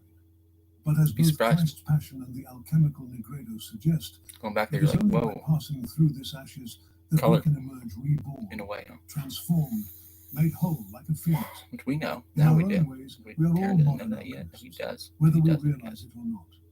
Every time we encounter something that shakes our sense of self, People looked every time we different question than they do long-held today beliefs in or integrate incredible painful ways. truth, that every would time we open to change for make our you deepest principles probably and cry essences, if you met them. we participate in the same process of dissolution and reintegration that Jung discerned in both Christian and alchemical symbolism. The specifics may look different: a midlife crisis rather than a confrontation with the devil, a dark night of the soul rather than a chemical. To them, we all look like little kids But nowadays. the underlying Everybody does, archetypal basically. pattern is the same. We are called to evolve from unconscious immersion in our fragmented Smaller lives and finer to features, conscious often. wholness, to the royal Less exaggerated, marriage this, of that, and the other. opposites within our own hearts. It takes great faith And no fortitude to walk tattoos this at all. path. But as Jung's analysis Body reveals, it is the path walked by all those who seek a more Piercings, complete ornamentation, any humanity, a kind. humanity that integrates everything that reality has to offer, and the products on the menu are It's almost like quite that. Yeah, we peculiar. were, some of us. But Today, you'd be we fucking may surprised. resist the notion that this journey Because has a we're religious different. And dimension. even down But there, as we were both Christ different. and the Lapis suggest, the self we seek is not separate Some from of the us. divine mystery. To become whole is to see the God within ourselves, not as an inflation of the ego, but as a humbling recognition of I the did not greater know all unity of we that, arise but from and that's belong to. Our world needs more people with the courage to walk this Christic path. In the Just this face much of different. crises, You're the wars, ugliest man of all time. polarization, It's like Darren. fragmentation, alienation, acceleration, the work of Well, we'd be wholeness like has the- never just been more urgent. Freaky. So I invite you, dear seeker, to take up this alchemical Be work interesting. in your own life. Start where you are, You're like, with the what prima the materia fuck, of your own man? experience. We really thought. Be we open to really the thought, we really unexpected thought too. forms that the archetypes may take as they guide you from within. And trust that as you step into the fire of transformation, you participate in the greater work of integrating human consciousness with its divine ground. May your journey be blessed with the wisdom of Jung, the inspiration of the alchemists, and the grace of I'm the curious. self that guides us all from the depths. You The see that? philosopher's stone is This not one. just a relic of the past, Well, but they a look like living me in a way. potential within each human heart. It's a little bit more, The work of embodying it is the great adventure we are called to in our time. which they didn't. Thank you for walking this path of wisdom with me. May the light you discover within radiate into the world and help illumine the way for others. With gratitude and respect. Then you'd be dear fucking beloved. surprised. What people find attractive? Fitness. Mostly, yeah. Which always just made me sick to my stomach. Mental fitness, mostly, yeah. Nowadays, too. But not the men. Men are attracted to fucking crazy shit nowadays. And we're on there, it's like, because he's like, we're all fucking right. I understand that now, too. Didn't then, but now I do. That's creepy to me, personally, nowadays. Dimensions of this political theology. The relief sculptures depict the king enthroned below the winged symbol traditionally associated with Ahura Mazda, though scholars debate this identification. The architectural program places Royal Audience Hall, Apadana, in explicit relationship with divine presence. The entire ceremonial complex establishes visual representation of the theological Yeah, principle. I'm picky sometimes, huh? Royal I bet I could authority is change that manifestation of in divine an wisdom. instant sometimes. This political dimension extends beyond Why damn, monumental display of because administrative body documents. here, just a little bit. The Persepolis Tattoos, fortification tablets, looking for. And then, administrative documents yeah, I just recording felt imperial uncomfortable economic transactions, for a second. include references to offerings made to Because I'm Ahura like, Mazda is alongside that other okay with them? deities. These And texts then that happened. demonstrate integration of theological principles Wow, I see all this into fucking governmental pressure. function, illuminative sovereignty into imperial administration. Later, Achaemenid inscriptions reveal evolution. Even though within they're this staring at political Garfield, like, theology. man. The trilingual inscription of Artaxerxes II introduces invocations to Mithra and Anahita alongside Ahura Mazda, evidence of theological mostly to eat them, beyond strict monotheistic formulation. even though even have. This development suggests increasing accommodation of meat, diverse religious traditions within imperial framework, while maintaining the essential theology of illuminative sovereignty. Textual sources gain crucial context through archaeological evidence, which reveals really like that, yeah, absence and absolutely. eventual emergence of material I need some more of that. representations. The lack of anthropomorphic depiction of Ahura Mazda before the late 5th century BCE suggests theological but they also weren't, restraint in a way, too. with illuminative, because it wasn't really like a thing back then.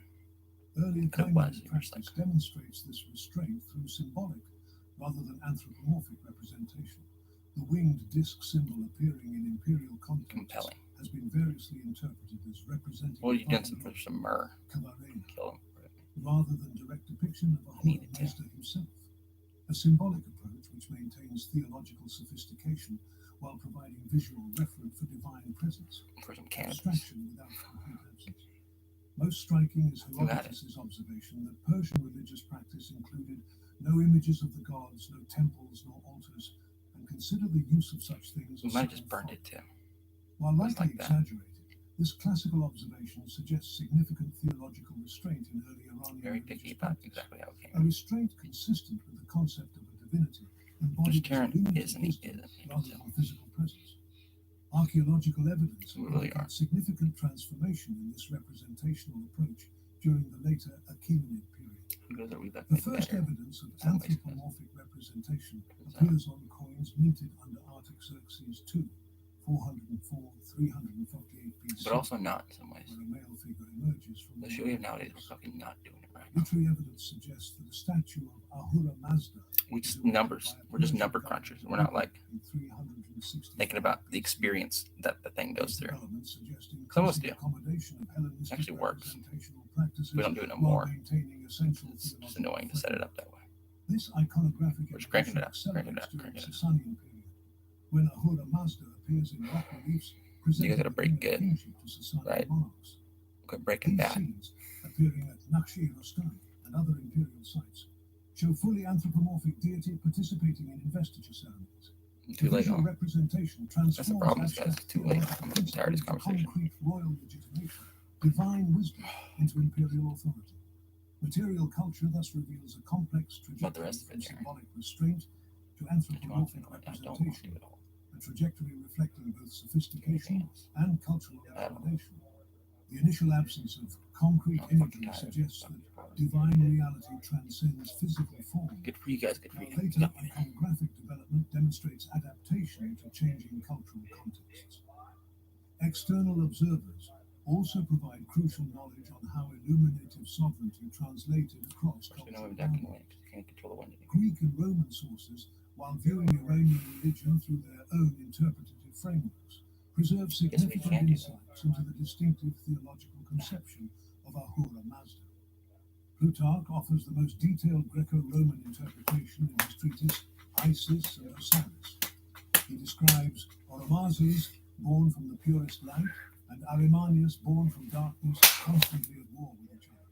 And Oromazes created 6 gods, the first of good thought, the second of truth, the third of order, and of the rest, one of wisdom, one of wealth, and one the artificer of pleasure in what is honored. This Hellenistic interpretation emphasizes several crucial aspects of Ahura Mazda's illuminative character. His ontological emergence, Just wanted to go already. his creation I of was dead, entities Darren. embodying ethical Or principles, if you went. good thought, truth, order, I grabbed and his Garfield. cosmic opposition to darkness. You have Plutarch time. further elaborates Almost this not. luminous cosmology. Oromazes enlarged himself to thrice his former I'm size. watching and closely, so himself I'd as have a far fucking distant warning, from right? the sun as the sun is Yeah. distant from the earth. Just and enough to adorned fucking the grab the heavens cat. with stars. One star he set there before all others as a guardian and watchman. Cover my best I could. This celestial arrangement establishes visual Mattress. hierarchy, where the Pretty divine much. illuminator Just from fire, though. transcends even the physical sun, Yeah, for a second. while maintaining order through stellar guardianship. Till it couldn't breathe. Additionally, Herodotus observes that Persian Then my turn. sacrifice to the sun and moon, to the earth, to fire, to water, and to the winds.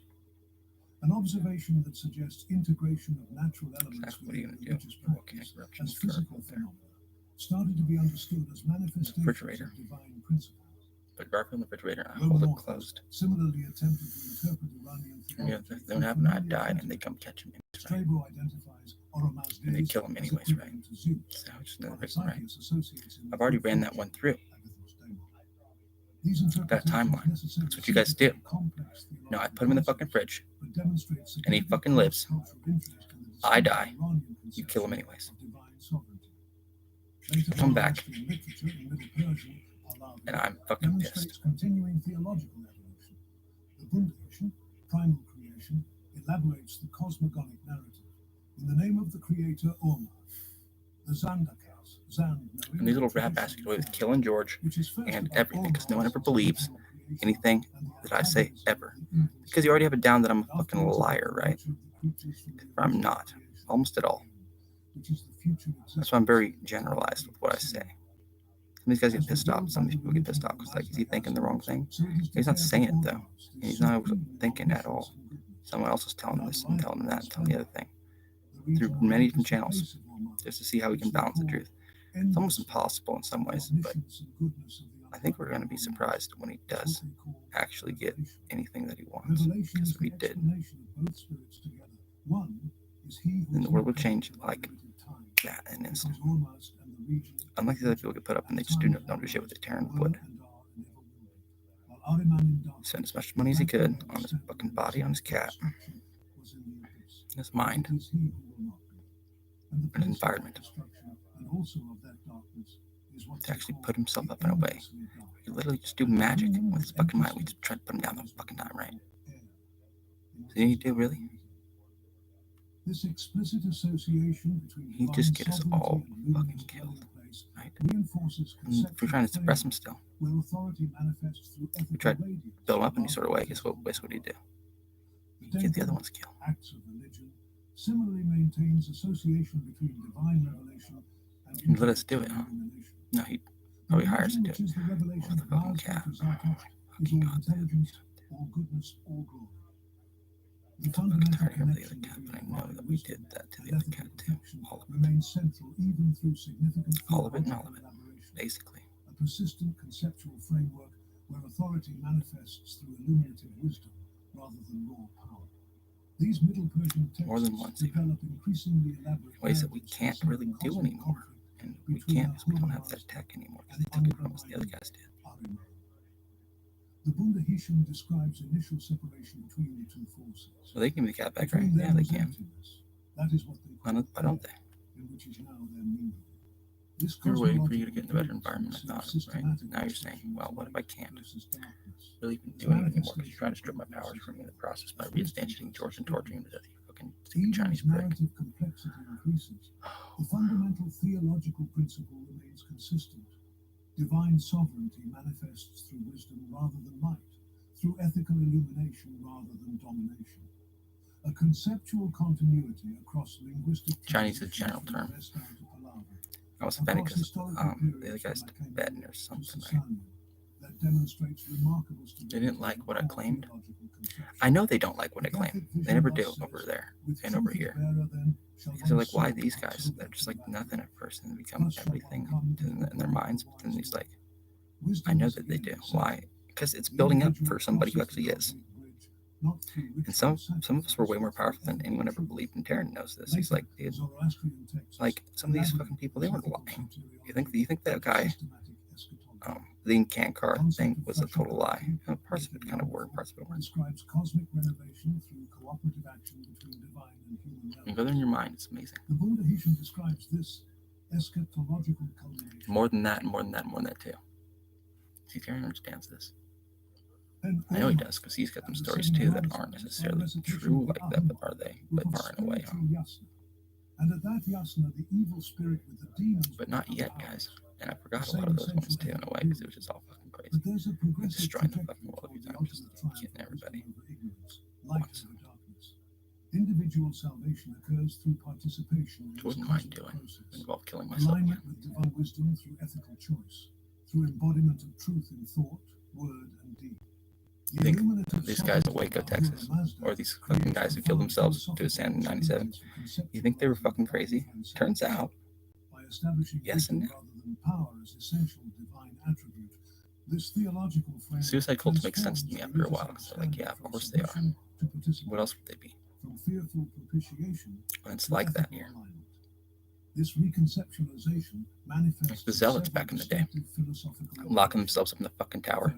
Divine transcendence and not all of them were dead when the Romans showed up, actually, but most of them were. The utterly transcendent divine wisdom becomes directly available through ethical practice. Second, human agency gains cosmic significance. Do the Romans exaggerate? Turns out they didn't much, actually. We underplay the scale of conflicts we're talking about back in the day, dude. So there's like two of the largest armies that have ever. So modern warfare is interesting because it's more safe and less safe.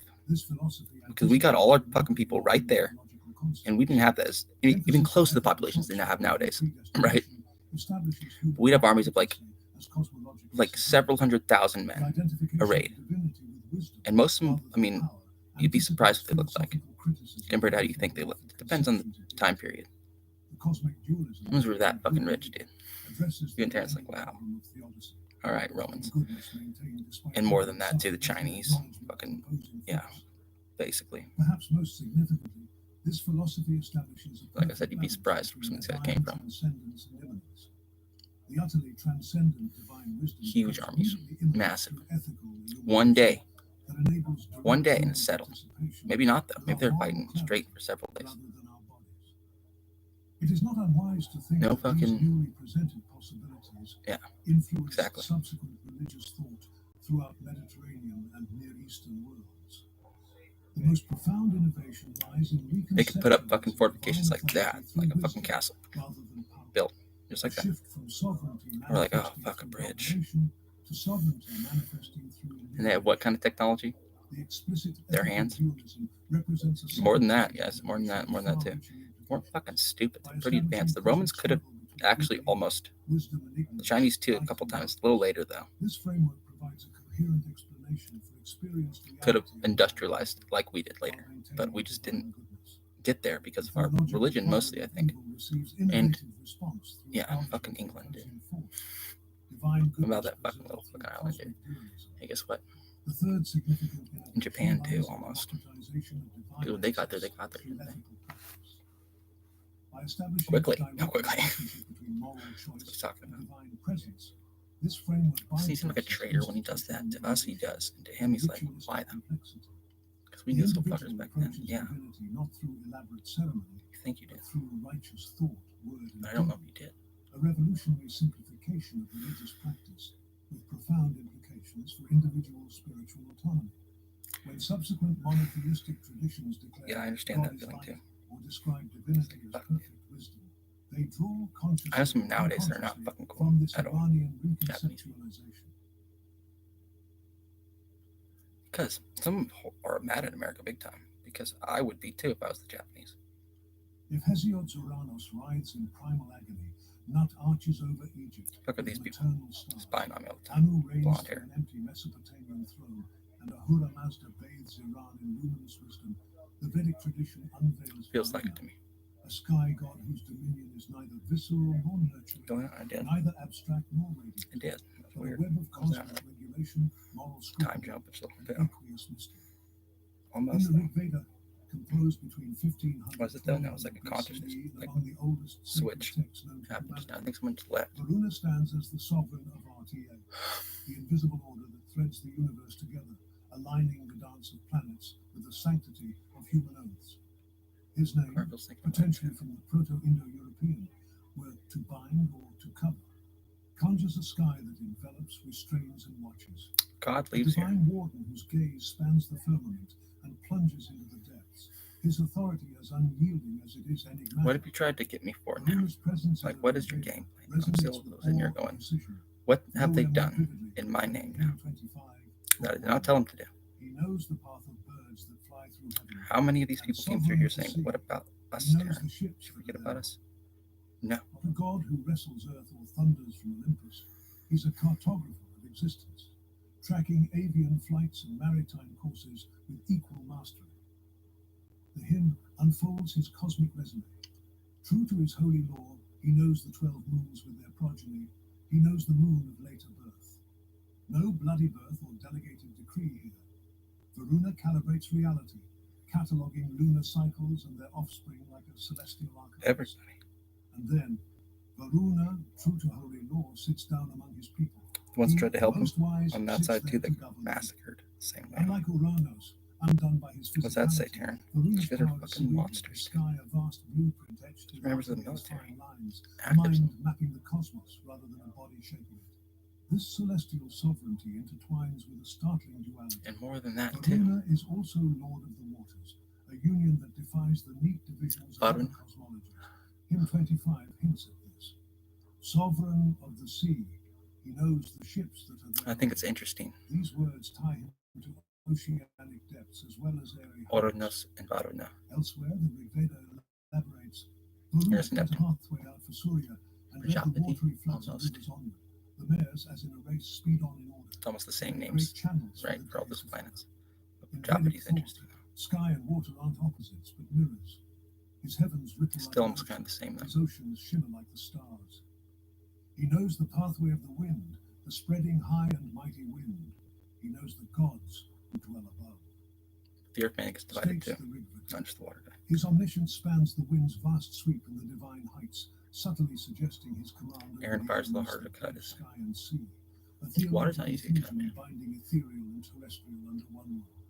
Picture him enthroned where the Milky Way brushes the horizon, rivers streaming from his feet, stars glinting in his watery reflection. A god whose reach dissolves boundaries. His RTA, a current pulsing through What about a vacuum? but Varuna's that a dominion transcends geography to grip the moral sphere. Oh, it's not a thing. As RTA's relentless enforcer, It is, a but it judge who isn't, guys. scales weigh truth against falsehood. Hymn 25 pleads, It's not whatever empty. law of thine, In a O vacuum. God, O Varuna, as we are made. If we could be vacuum, Day it's after day full. we fight. Give us not as a prey to death, to Of be what destroyed nothing by is. thee in wrath. This It's isn't reverse Plato's logic. We're not sanitized using it. Yeah, contemplation exactly. or Homer's passive See, sin. some Kabbalists think it's almost like that His too. wrath, a looming threat. The hymn reveals his oversight. It's like seems like it From to thence us. It proceeding, seems he like beholds all wondrous emptiness, things, but not both what even have empty. been and what hereafter will be done. No explicit nooses here, but It's his not even all-seeing dark, is it? gaze is the snare catching Just what every it is. trespass Can't against be. RTA. Other Part. hymns flesh No, this it's out. big. They from whom Varuna the king and Soma and all the deities drink strength and vigor, they into whom Vaisvanara Agni entered, here let those waters, goddesses, protect you.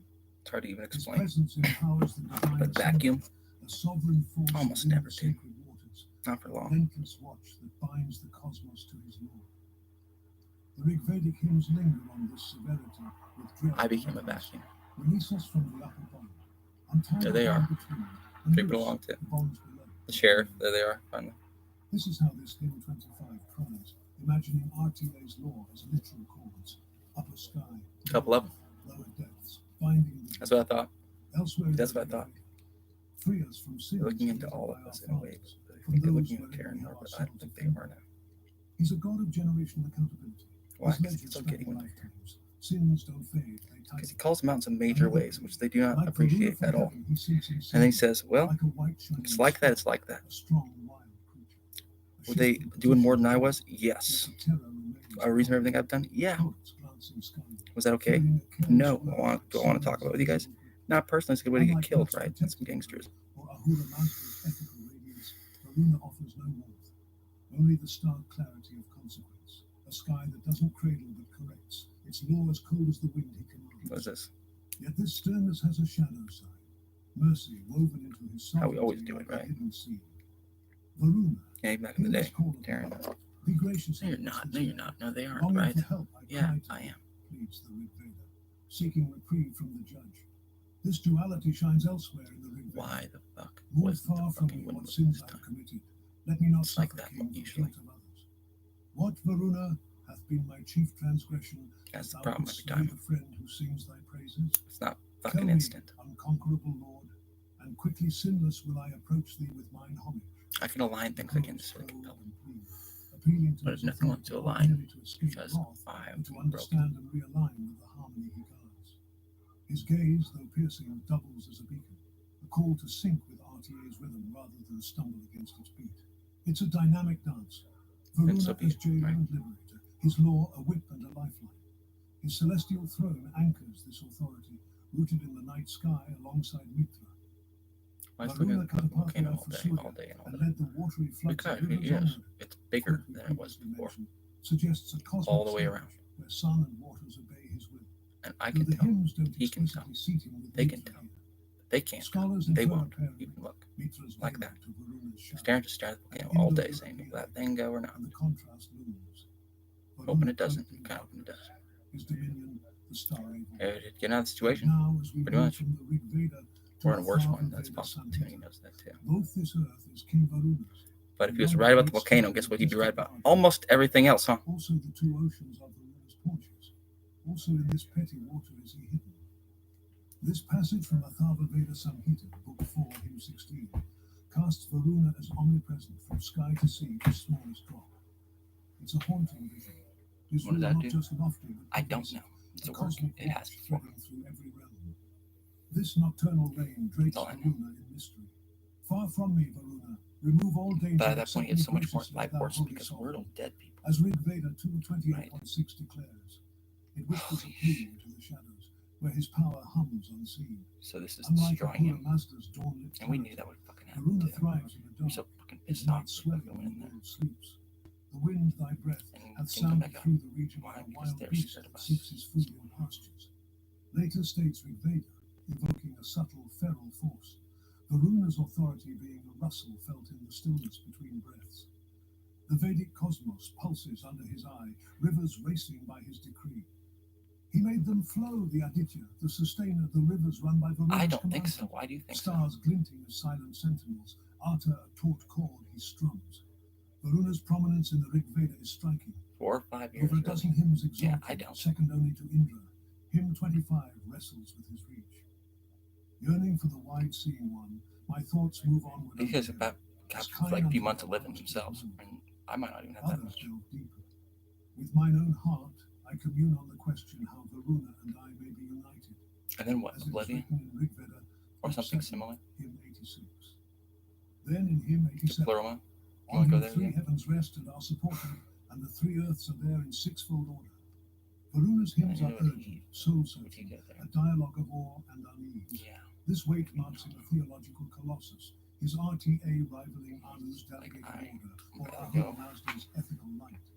Yet Varuna's arc bends towards eclipse. As Vedic religion shifts into the Brahmanas and Upanishads, c. 1500 BCE, his star dims.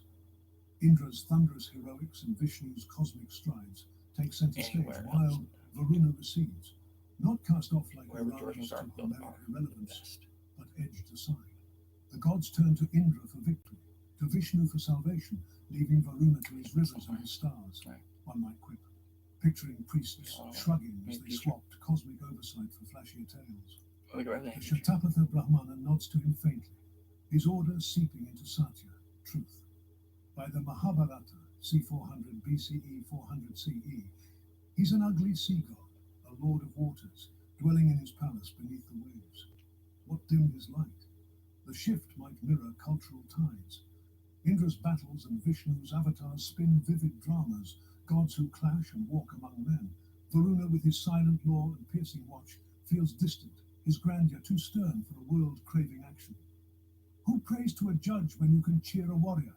A Vedic bard might mutter, tossing hymns for war cries. Perhaps RTA's vast scope, mentioned in Rig Veda January 25th of 12, may that Aditya, very wise, make fair paths for us all. That's how I really feel about this now. Melted into Dharma, a broader weave for India's tangled web. His bonds release us from the upper our statues. soften There's into no, karmic I don't even strands, think of it that way. his At all. stars into fate's markers. At all. This decline isn't obliteration. And at almost. His echo lingers in Hinduism. I don't want. Altar I think foreshadows Dharma's I really cosmic don't really web, want it. threading gods, humans, and Alright, nature. exactly. The Bhagavad Gita's ethical Hey, call, you might be screwed. Krishna They urging must us have all really to duty, fucking mirrors spiritual Varuna's emotions by alignment, now. sans Which they factors, kind of his might watery be realm getting in a endures. way. 'Cause it's He made them weird flow, now. the Aditya, the sustainer. Rig Veda 2, 28.4. Ripples in purification rites invoking Varuna of the waters. His sternness persists. Right in your face, huh? tallying souls as Varuna once beat a politician. Varuna's Mad about it. Indo-European Kind of. roots He's enrich his like, tale. fucking kick my ass. His link to Mitra parallels Avestan Makes Mitra, sense to me. hinting at a shared Our archetype minds of will come covenant big and headaches and Varuna's fetters darken Mithra's harmony, start shitting but the ourselves. weird thread binds him to Uranus. Oh my gosh, huh? Perhaps Anu's authority. Did Vedic People's poets died. forge this judge? And he knows it. Thou, O wise God, art Lord of all. Thou art the King of earth and heaven. Rigveda, January 25th, 20. And he doesn't feel bad because they're going anyways, and God will take care of them. And I just did it. Varuna straddles the divide. Less flesh than Uranus, less abstract. More of a prediction, huh? Less radiant. No way, guys, no way. Mazda, yet kin to all. But you'd be fucking surprised he was trying to get us through what happened. Though Varuna yields it himself. His scrutiny, fain to know this is my sin, I question others, foreshadows Ahura Mazda's dualism, sans cosmic hope. Depending where we're from, often if we're one of those guys, it's better that way than that Against way. Nut he constrains where she cradles, her stars, You know, her right? souls, his thousand-eyed spies. From the sky his spies go forth hither. Uranus's brutal fall finds no echo. Varuna fades softly. He regulates Being where old, others really old create, man, nurture, or illuminate. and The sky get away from your whole life. its law as silent as Until gravity. you're president of the United States, Varuna's hymns offer a you can't lens. anymore. What It's not the way to Varuna go out. hath been my chief transgression. Utter is stars' rhythm, rivers flow, You can't part heart's somewhere. truth, whole until reached. His decline Yes, it can. comes, but his austerity is strange, or did I RTA can't, basically. break? The wise King Varuna hath made him See, that's what I'm to talking come back to And I the knew world, that too. I watched that. fade into Dharma's rise. His waters and night hint at transitions, dusk to dawn, shore to sea, yet his rigidity yielded to Vishnu's fluidity. Perhaps his watch grew too weighty for a culture turning to story over statute. So we stand beneath his legacy, a sky neither violated nor maternal, neither delegated nor radiant, but regulatory, a cosmos ticking under watchful stars. Varuna doesn't comfort or conquer, he observes, enforces, binds. When we trace constellations or feel a vow's heft, do we sense his eye? All this King Varuna beholds, they say, a relic of a stricter age, or a shadow in our laws, natural, moral, karmic. Rivers run, stars gleam. Perhaps Varuna lingers in the silence he always ruled.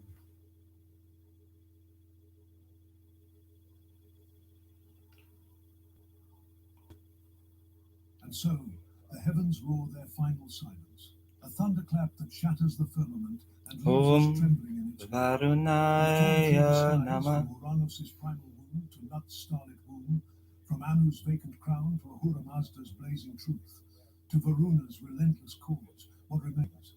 A cosmos unbound, a kaleidoscope, or a fractal of divinity that bleeds, cradles, commands, illuminates and binds, a mirror cracked into 1,000 faces, each reflecting a truth too fierce to tame.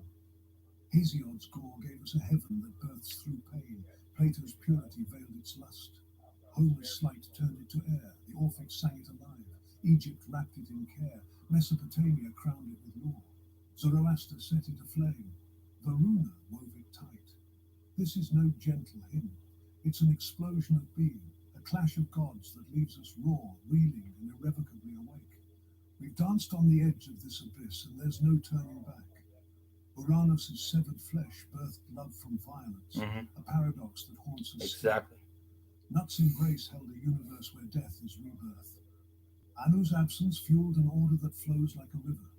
Ahura Mazda's light demanded our choice. Most of us are upset Varuna's about that. gaze, all this King Varuna beholds, So is he now. tied us to RTA's unyielding thread, a gauntlet thrown at your feet, a dare to see the sky as a battlefield, a mother, a judge, a fire, a law, all at once.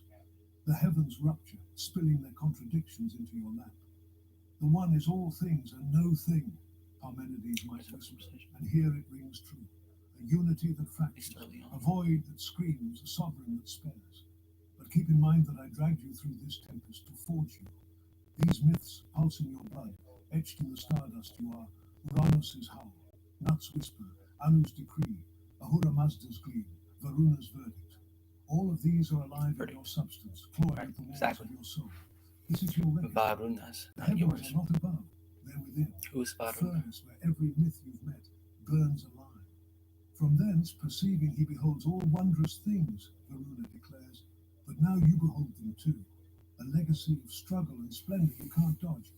We've hammered through these The water scars, guy. tempered your spirit in their blaze, and now you hold the ember The age of Aquarius floods us with this gnosis. Who's an Aquarius? Taran is. The heavens have roared, and their They're going to say instantly, they're going to say, no, he's not. The sky is no limit. Vedic astrology is more accurate to the stars. In court, they would not let me even say that line, right? And the question is yours. Not based on my precedent. That's too fucking bad. On the right one, it is. Not based on my book, the right one, it is. Step forth or stand still. But know this. The cosmos is yours to wrestle, and irrevelato is your blade. The storm has passed. The fire remains. Give me the original language.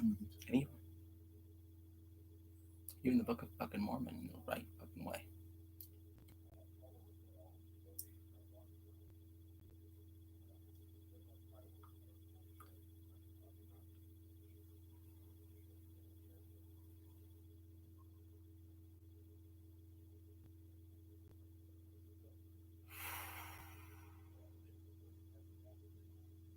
More than that too. Even though even if.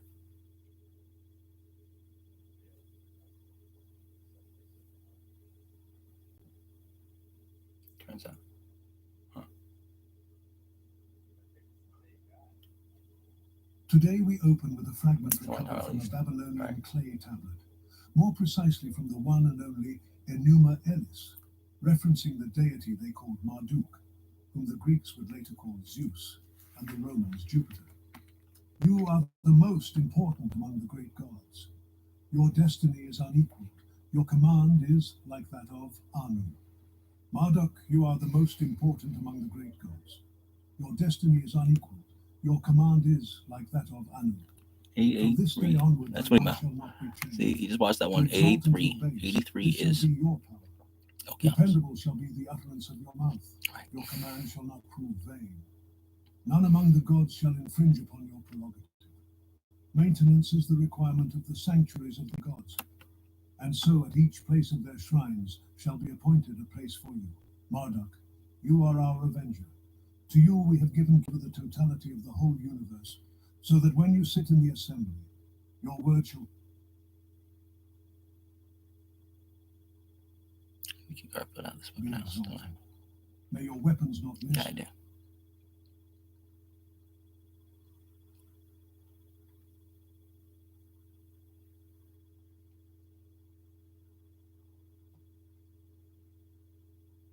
$751 Garfield.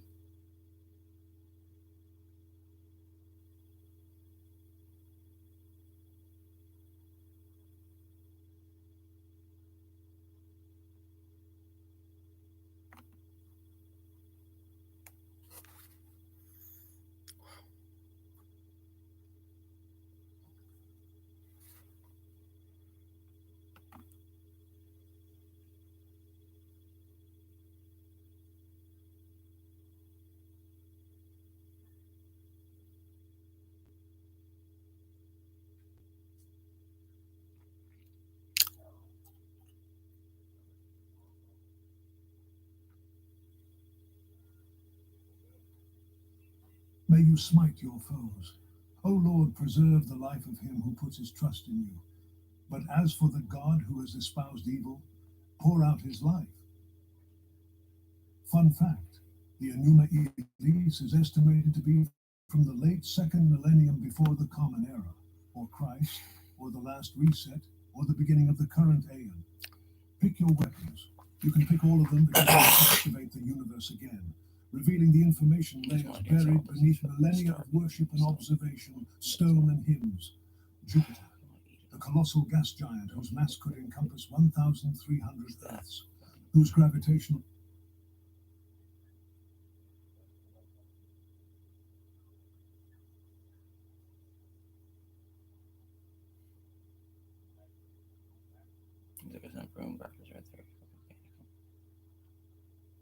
Mr. Panicking says, but he doesn't big fucking wind won't blow and shit. But in the long run, he's actually still winning. Why? Because he's already done enough, basically. And start he did. Because why can he still move? Why is he not in trouble? Why are they dead? He's not. Are they alive at all?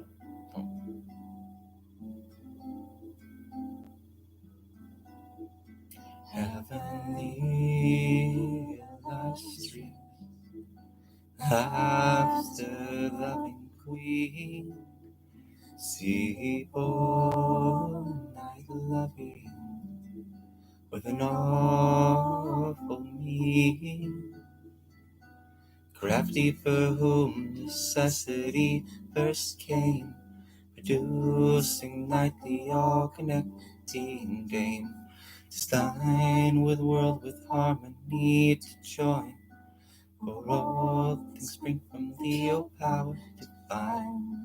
The triple fates are ruled by thy decree, and all productions give alike to thee. Whatever the absence something all contain, earth producing on my face. I swear he confesses and obeys the God, a full attendant of the Brahma, O God. Goddess of marriage, sharpened to the side. I'm so sorry. Mother of loves without wings. Why don't you go sideways? Source of persuasion, secret fairing queen. Lustrous for the merit and unseen. It's like getting left in jail for a long time. Solitary. Not even solitary. The bearer of the gods is thine. Mortals a necessary bands to join. Every tribe of savage monsters die. Oh, that's not good enough.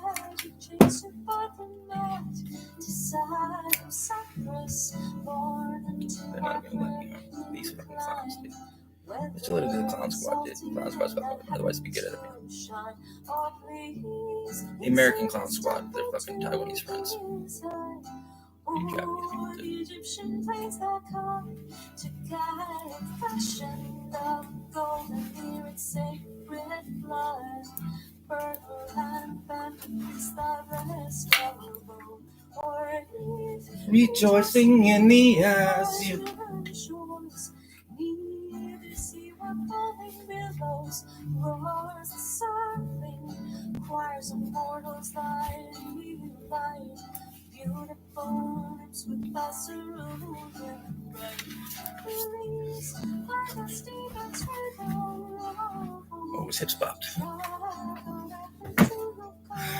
Of gold or green, cypress with black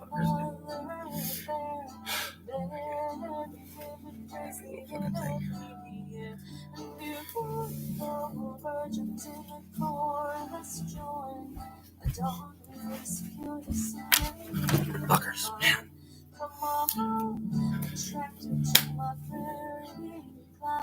For if the fuck, can't do it right now. I have too many people fucking with me at one time. There's someone who said dance. He cannot do more.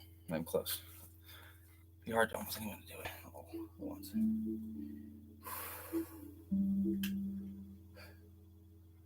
Some bullshit and a half. Just so they can get my cats from me and make me care about it at the end. They can't. They know it. I love him. They know it. And he is love, and I know it. And he's God, and I know it. Heaven the fuck. Everything they are. Those are some Taran Millers.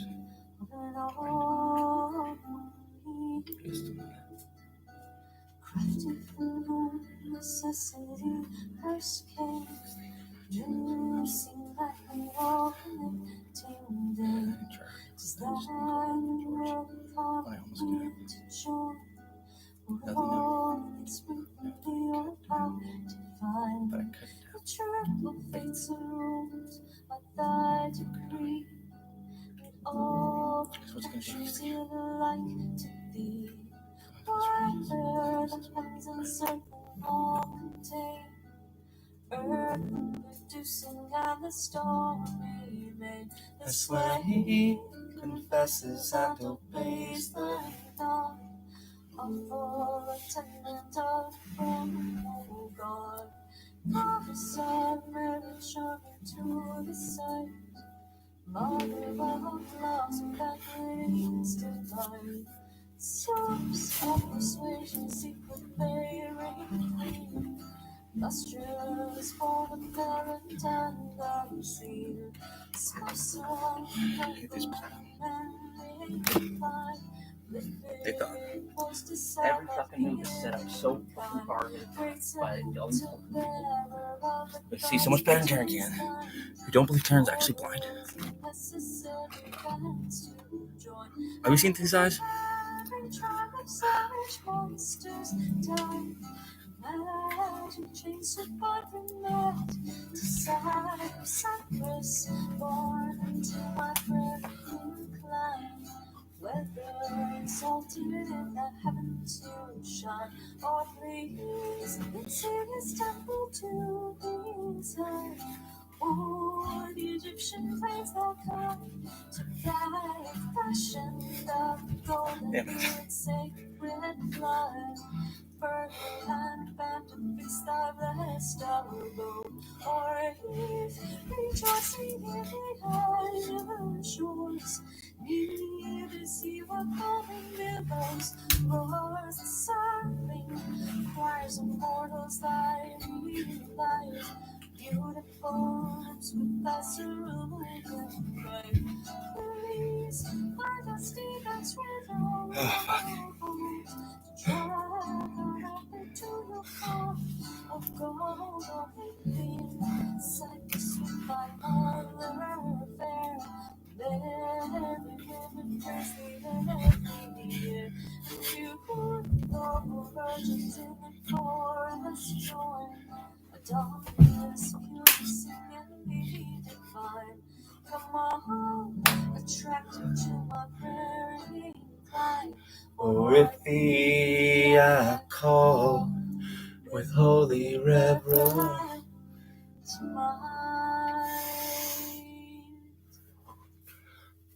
Oh my God.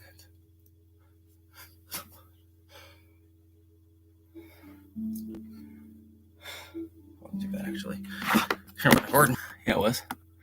Right? Yeah, it was, right?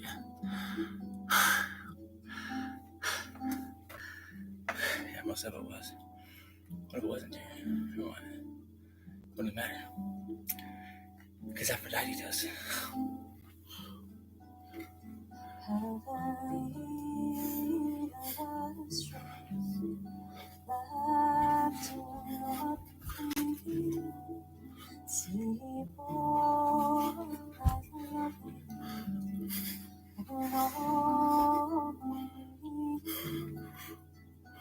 Crafted from home, necessity first came, producing that we all connecting day. How you doing, Garfield?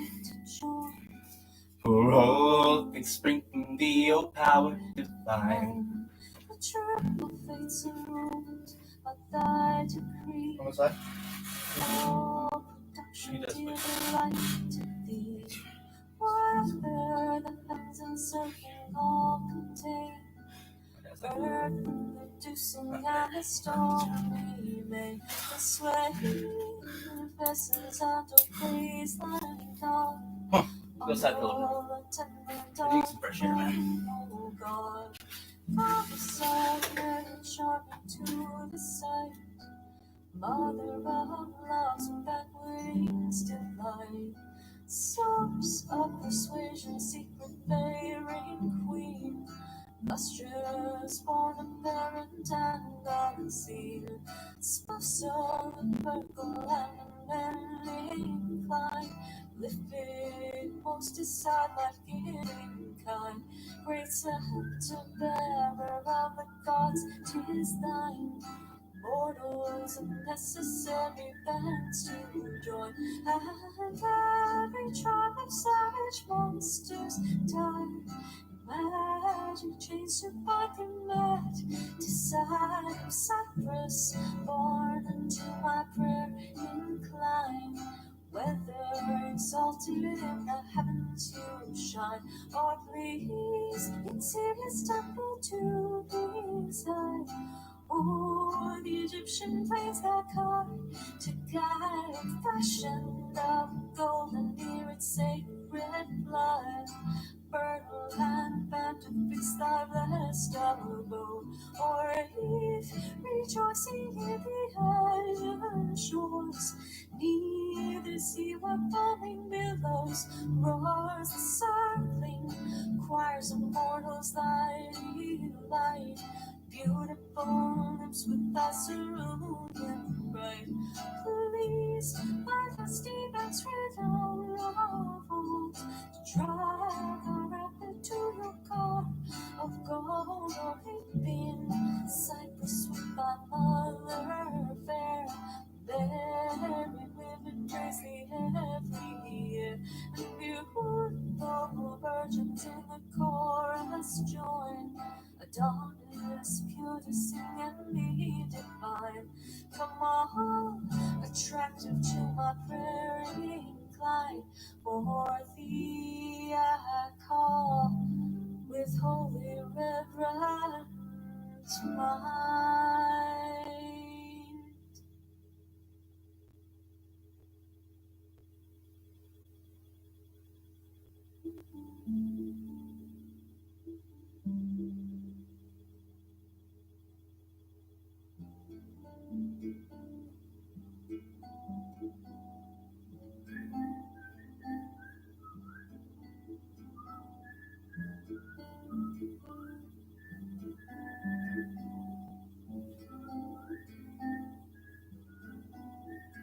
Heavenly illustrous, laughter of queen, sea born like loving, and all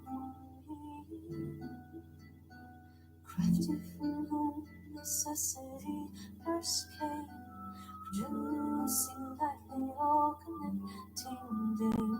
'Tis thine the world with harmony to join, for all things spring from thee, O heart divine.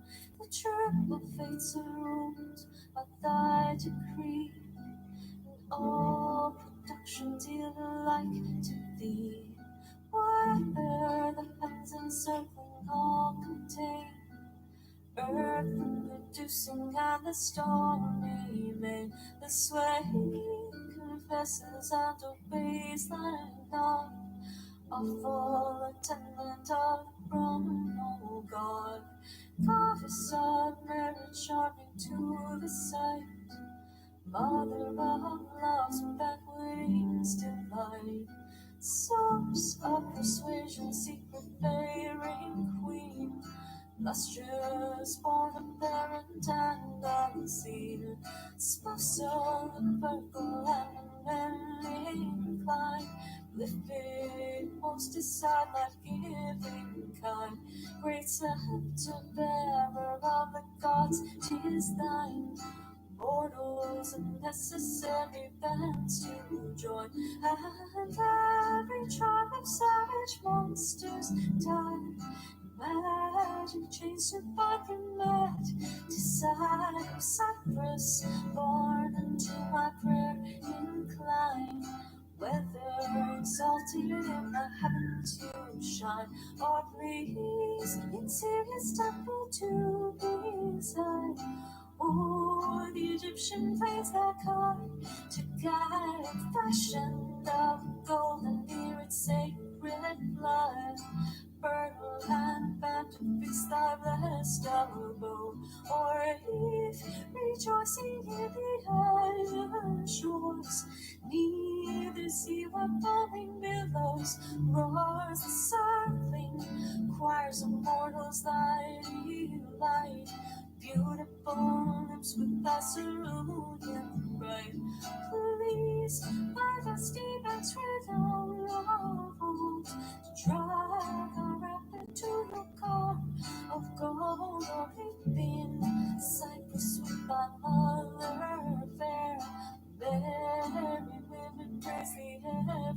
year. And beautiful virgins in the chorus join. A dawn is pure to sing and be divine. Come on, attractive to my prayer incline. For thee I call with holy reverence mind.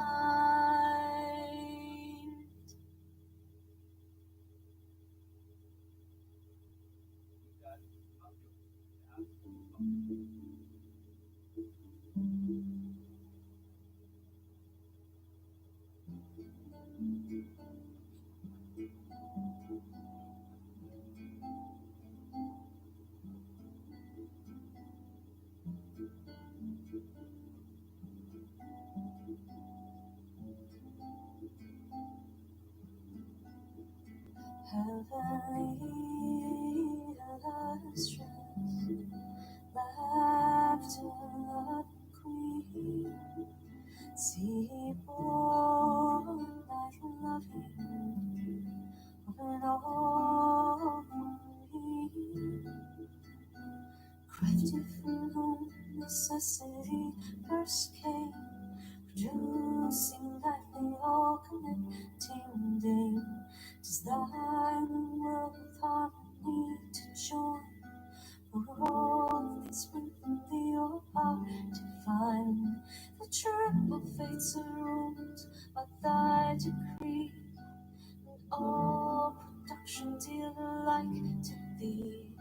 Whether the heavens encircling all contain, earth producing and the stormy main, the sway confesses and obeys thy law, a full attendant of Brahman, O God. Goddess of merit, charming to the sight, mother of love's banquetings delight, source of persuasion, secret fairing queen, lustrous, born of parent and unseen, spousal of Virgo and men inclined, lifted most aside, life-giving kind, great scepter bearer of the gods, 'tis thine. Mortals and necessary bands to join, and every tribe of savage monsters die. Magic chains to bind them met, to side of Cyprus, born into my prayer incline. Whether exalted in the heavens you shine, or please in Sirius' temple to reside. O'er the Egyptian plains that come to guide, fashioned of gold and near its sacred blood. Fertile and band to fix thy blessed abode, or if rejoicing in the island shores, neither sea or foaming billows roars the circling choirs of mortals thy delight. Beautiful lips with thy cerulean bright, please my dusty banks renown of old, to drag a rapid to your car of gold, or it been Cyprus with thy mother fair. Very women praise thee every year, and beautiful virgins in the chorus join. Adonis, pure to sing and be divine. Come on, attractive to my prayer incline. For thee I call with holy reverence mind.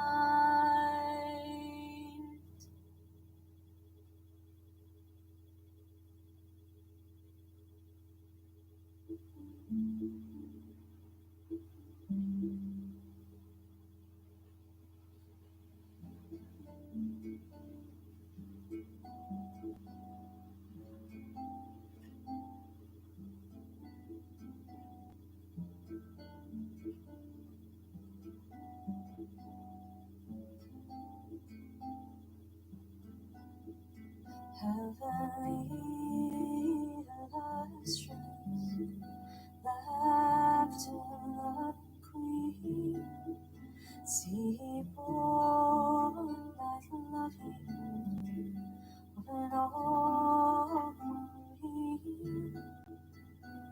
crafted from whom necessity first came, producing life we all connecting dame. 'Tis thine the world with harmony to join, for all things spring from thee, O power divine. The triple fates and rules are thy decree, all production dear alike to thee. Whatever the heavens encircling all contain, earth producing and the stormy main, the sway confesses and obeys thy nod, a full attendant of the throne, O God. Goddess of merit, charming to the sight, mother of love's banquetings delight, source of persuasion, secret fairing queen, lustrous born of parent and unseen, spousal of Virgo and manly inclined, lifted most aside, life-giving kind, great scepter bearer of the gods, 'tis thine.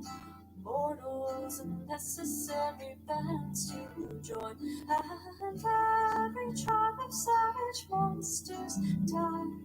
Magic chains to bind them mad, desire of Cyprus, born into my prayer incline. Whether exalted in the heavens you shine, or please in Sirius temple to reside. Oh, the Egyptian plains that come to guide, fashioned of gold and near its sacred blood. Fertile and band to fix thy blessed abode, or if rejoicing in the island shores, neither see what foaming billows roars the circling choirs of mortals thy delight. Beautiful lips with thy cerulean bright, please my dusty banks redound of old, to drag a rapid to your car of gold, or in Cyprus with thy mother fair, very women praise thee every year, and beautiful virgins in the chorus join. Adonis, pure to sing and be divine. Come on, attractive to my prayer incline. For thee I call with holy reverence my mind.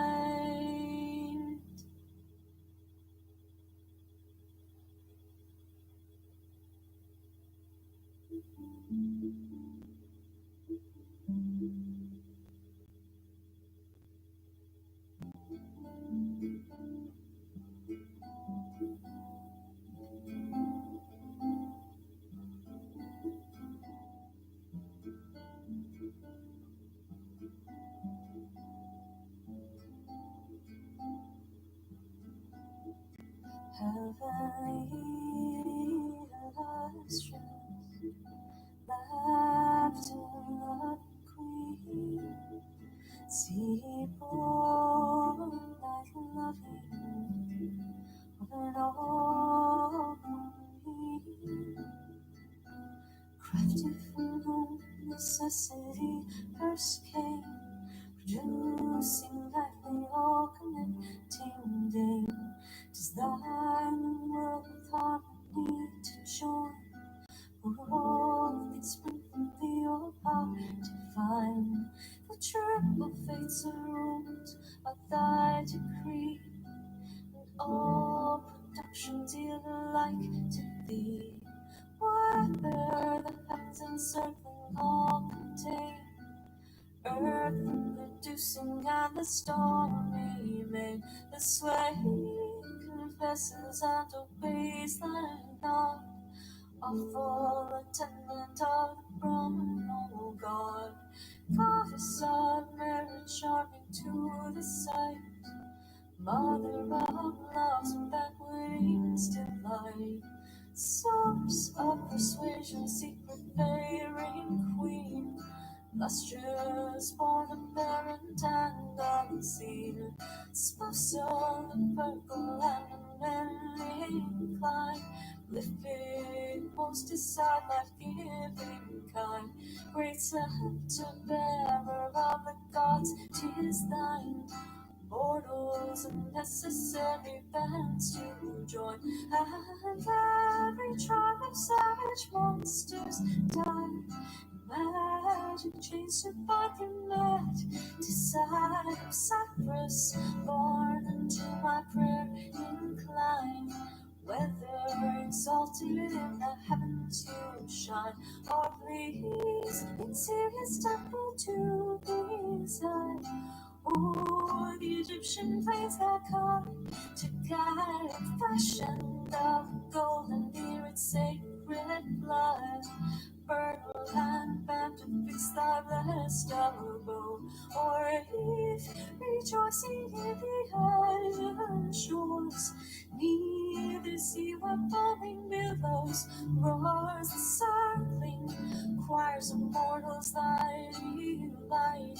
Beautiful lips with thy cerulean bright, please my dusty back's rhythm of old, to drag our rapid to your car of gold, or it been Cyprus with thy mother fair. Very women praise thee every year, and beautiful virgins in the chorus join. Adonis, pure to sing and be divine. Come on, attractive to my prayer incline. For thee I call with holy reverence mine.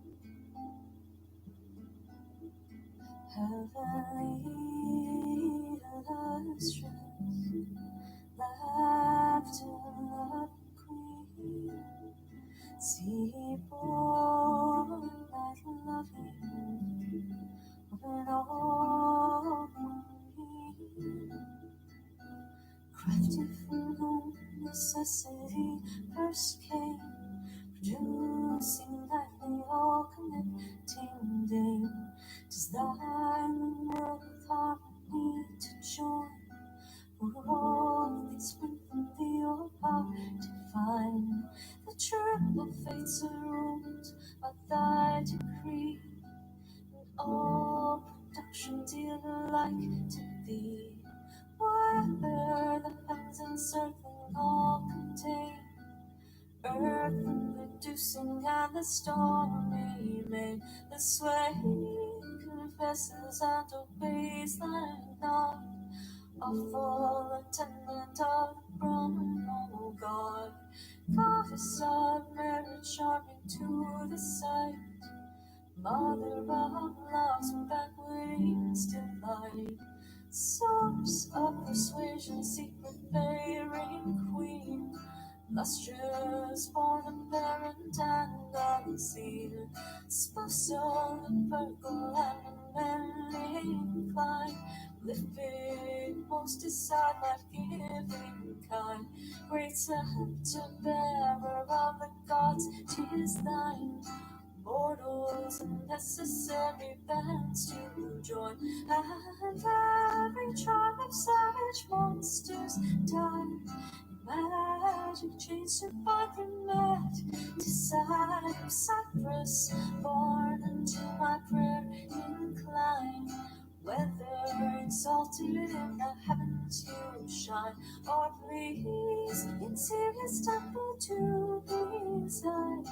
Oh, the Egyptian plains that come to guide and fashion of golden sacred blood. Fertile land, band to fix thy blessed elbow, or if rejoicing in the island shores, neither see what falling billows roars the circling choirs of mortals thy delight. Beautiful lips with thy cerulean bright, please by the Stephen's rhythm of old, to drag a rapid to your car of gold, or leaping cypress with thy mother fair. Very women praise thee every year, and beautiful virgins in the chorus join. Adonis, pure to sing and be divine. Come on, attractive to my prayer incline. For thee I call with holy reverence mind.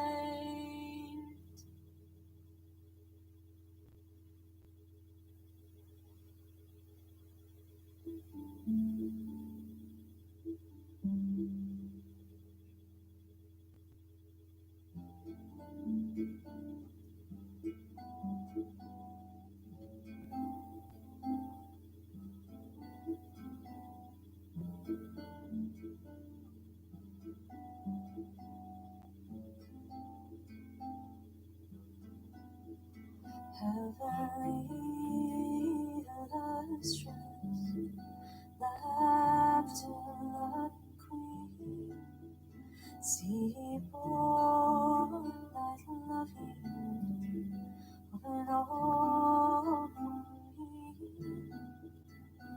crafted from whom necessity first came, juicy like the all connecting dame. 'Tis thine the world with harmony to join. All things spring from thee, O power divine. The triple fates are ruled by thy decree, and all production dear alike to thee. Whether the heavens encircling all contain, earth and producing and the stormy main, the sway confesses and obeys thy nod. Awful attendant of the throne, O God, goddess of merit, charming to the sight, mother of love's banqueting's delight, source of persuasion, secret fairing queen, lustrous, born of parent and unseen, spousal of Virgo and manly incline, lifted most aside, life-giving kind, great scepter bearer of the gods, 'tis thine. Mortals and necessary bands to join, and every tribe of savage monsters down. Magic chains to fight the north, to side of Cyprus, born into my prayer incline. Whether exalted in the heavens to shine, or please in Sirius' temple to reside. Oh, the Egyptian plains that come to guide, fashioned of gold and near its sacred blood. Fertile land, band to fix thy blessed elbow, or if rejoicing in the island shores, neither see what falling billows roars the circling choirs of mortals. 828 Garfield.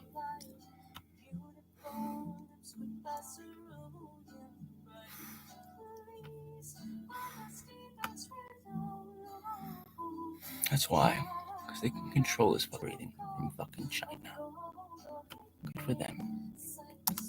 This is not a fucking test, you fucking Chinese pricks, dude. It's the Maitreya Buddha. It's not even Maitreya. It's not called chocolate Buddha.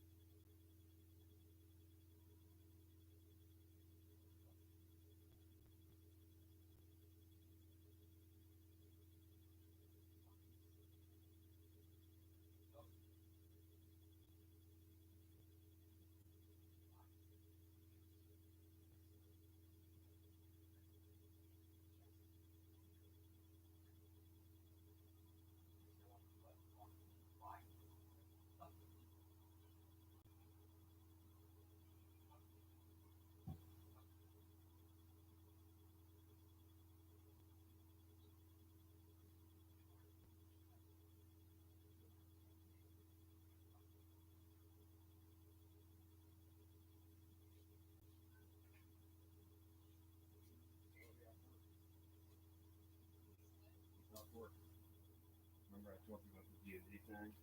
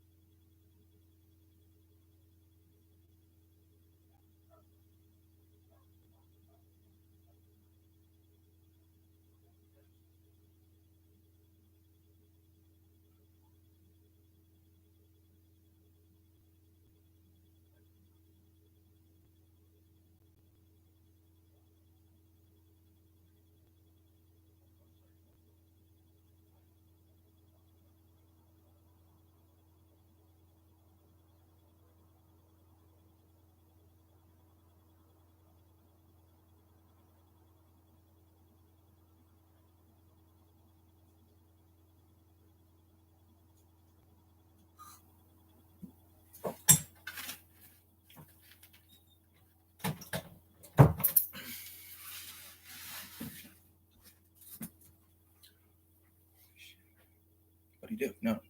What, you don't? You saw yourself too? I always did. Saw yourself. Just like me, I thought. Oh, you did, George? No, I never did see myself. I saw one of them, I thought. Tell me you're not even like that anymore. You're like this guy. I'm not that. I'm this instead.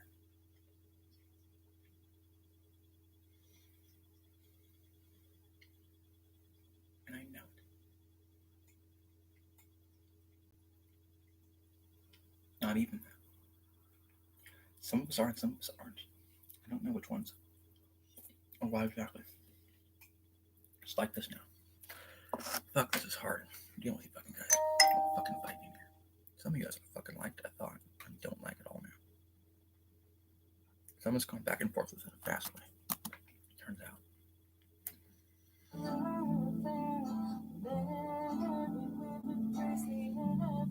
Which it would. Feels like strong before, now it doesn't feel strong. His legs. Why his back? What is it?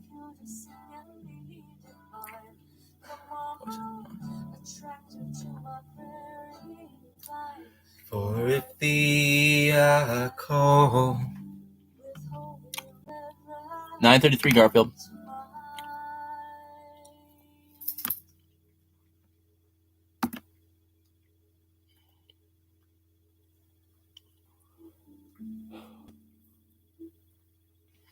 He's so fucking crazy, right? Yeah, he's nuts. I know he's nuts too. That's what I know.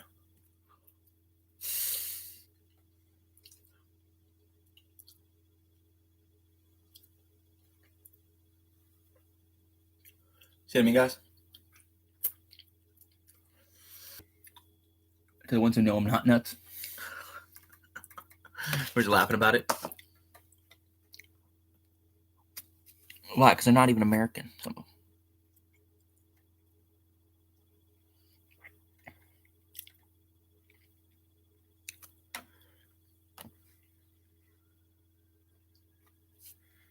That's what I'm about.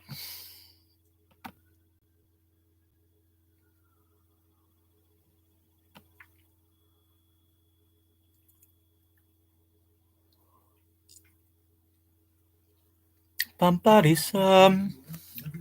Champion pad. Pamparisam.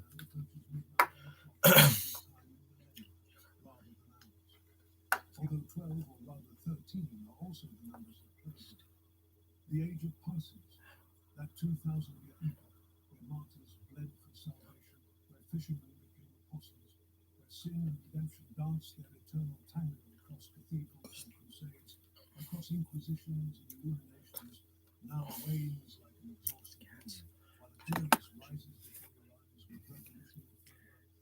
You know what? I only see two fucking colors. Orange, yeah, blue.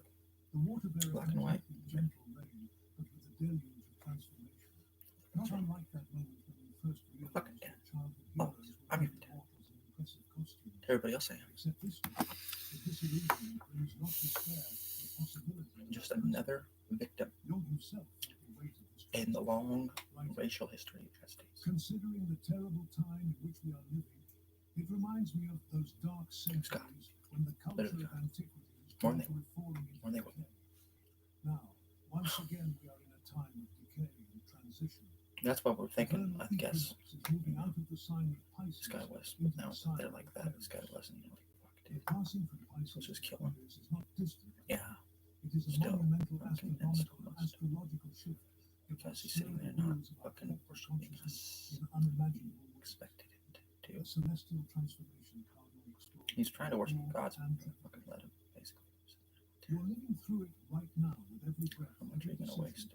Every moment of awareness in these I can't do anything else. I want to kill them all.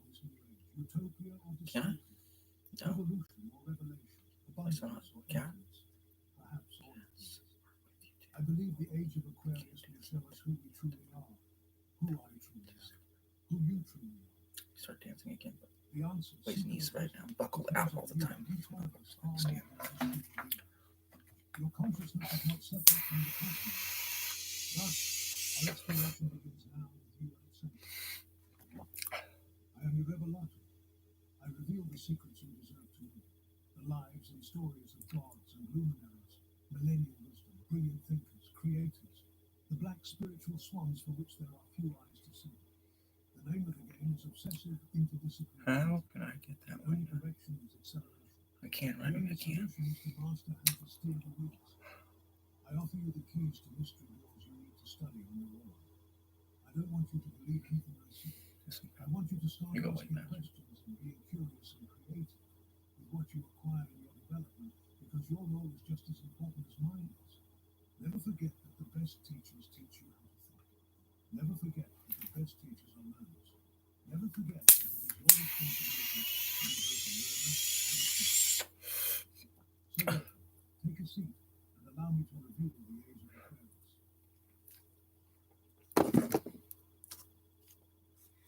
Okay, so who's this bitch? He keeps whispering in my ear. I dare you to let me build you. I try to play along with me. Free. Oh, it's getting annoying. E-commerce store. Preloaded. Oh, you guys are on there now. Handpicked products that are I have trending 4 all of over those the left. world. Basically validated It goes through here? AI from a trending product database. So if you guys can get that, I'm like, okay, I'd appreciate it. And the reason that we can do this completely free for you is because Where are we gonna do that? It's not even fun, Shopify is so paying me to do it. I'll just sit in our house. Probably seen me before. They're sitting in his It's house. been the last year. I had a regular, you know. Shopify Paper has nuts, though. loved the AI-powered software that we Just built nuts enough. so much. Almost, though, man. But not quite. Just like you Please, fucking spiritual. It's religious freedom. What the Constitution say? Right here. First. Again, it's free for you, right? Shopify is paying me a commission to do it. And he's thicker than fuck. Yeah, he can dance kind of, but almost not anymore. Why? Because someone came in his house and fucked him up when he's sleeping. Your store is still free, right? And after 90 days, it's still your store. I don't own a percentage of the store. I'm always in one. Control the store. It's yours. You can Turns out. products from it, add new products to it, all that good stuff. It's your store, okay? Not only that, When his cat disappeared first time. courses completely free. I'm not going to try to upsell you a bunch of courses. I know you've seen gurus trying to sell courses for $1,000, $2,000, so on and so forth. I can Stretch more would help. courses for free. He knows it too. Shopify pays me when you use this software and open up a Shopify store. So you get a free store, right? I get a commission from Shopify, and Shopify gets a new merchant to their platform that's being trained by me. It's a win-win-win situation. Oh, you think you'd be fucking working right now? Fuck, dude. He just basically knows there's one way it's going to go now. Right? What? Look closely at your life. Notice how you mark time. I think it's a plague. Birthdays, anniversaries, New Year's, decades. It's because Washington stacking. Above all humanity, we all have an irrepressible need to mark time in cycles. Jung recognized this pattern in civilization. Terrence by course, In Hindu Yugas spanning Likely. millions of years. Very In likely. Zoroastrian world periods. In We? Mesoamerican No calendar, fucking way we would. one cannot help but seek patterns in chaos and meaning in the march of centuries. The universe is meant Why? to Because be we're all recursive sick. and Fucking observe die. itself through All its kinds of shit we don't know. The Ouroboros keeps eating its tail. The propensity of the human system to form such conceptions as the world periods of the Parsis, the Yugas and avatars of Hinduism, and the Platonic months of astrology, Jung observed, is worldwide. The truth is that our intuitive understanding of That's what that is too. So much fucking pulses, vibrates, oscillates, moves, bends, and transforms is our when you sense that something We are trying to make him more tired, aren't we? Yeah, we are. With all our fucking breathing exercises in there. L'air du temps is not something French people said to sound smart. The same is true with zeitgeist. The same He said it's fucked up, huh? Jung called It is now. cosmic epochs Platonic months, vast 100-year periods corresponding to each zodiac sign, a concept less mystical than astronomical. Tracking Earth's celestial wobbles, our axis traces its Look, I don't know what you're saying through here. the heavens, like a Once you cosmic laugh, there's fucking fruit trying everywhere. to find his way home. Moving 1 degree Maybe not notice still laughing, you know. roughly a human lifetime, as if each I'm more about that guy over there. That guy over there anymore. Or him either. Completing a full cycle in nearly 26,000 years.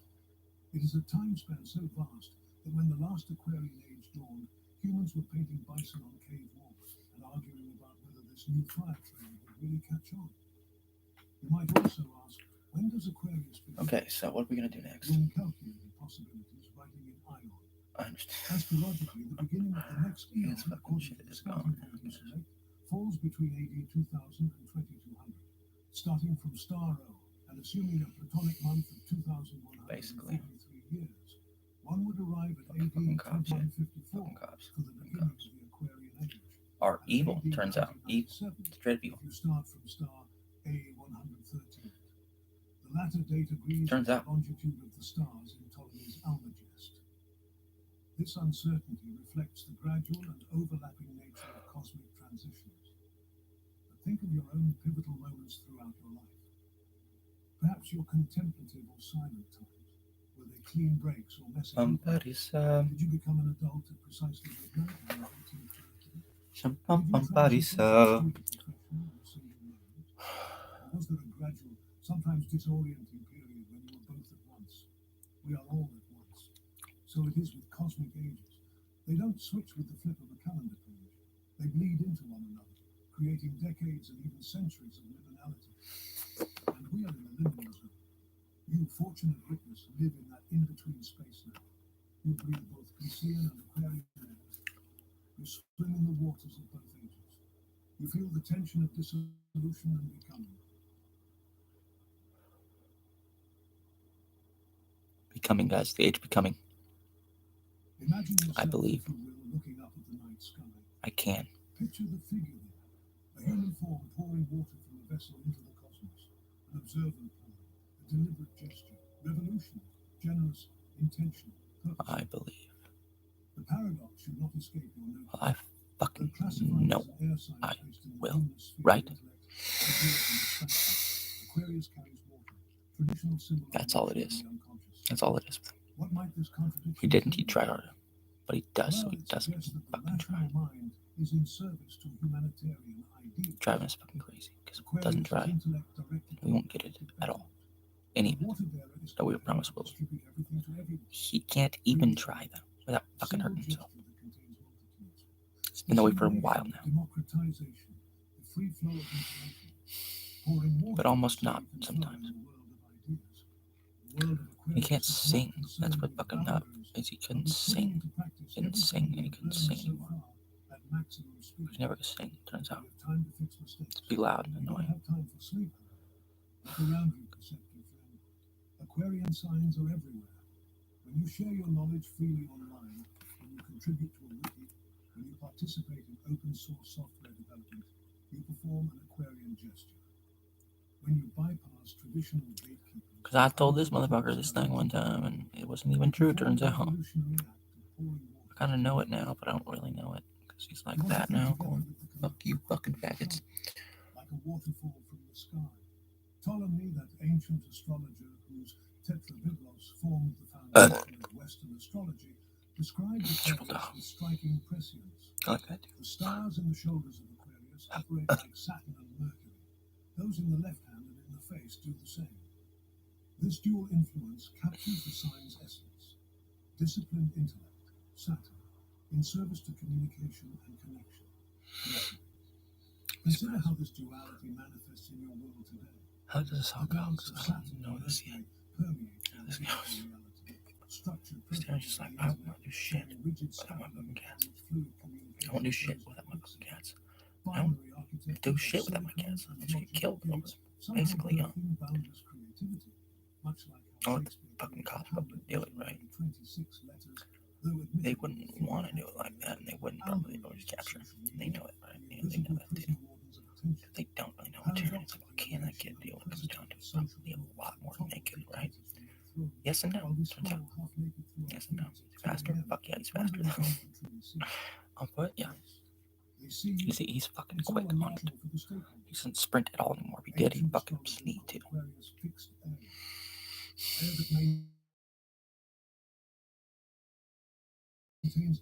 Surprised. What you do with almost no need until you fucking tear it again. Everything you will. Have you noticed, thoughtful observer, how digital ideologies can calcify? How quickly the revolution. Things like that, you're fucking done. How disruption itself becomes a rigid doctrine. The sign has two rules. Traditionally, Saturn, which embodies structure, limitation, and discipline. Yet modern astrology would also state that Uranus is the planet of Aquarius. Revolution, disruption, and sudden awakening. In a way much more fitting for the Aquarian nature. And as an Aquarius, I must confess, without suggesting a generality, that I do feel more drawn towards Uranus rather than Saturn. But there is definitely a tension between stability and evolution that defines Mr. Time. this duality.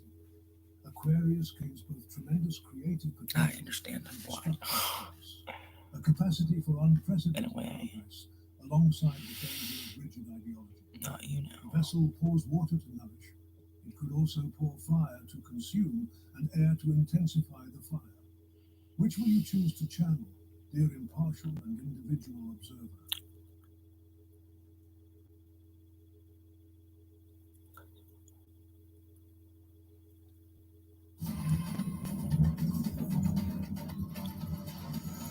Does she know that? She does know that.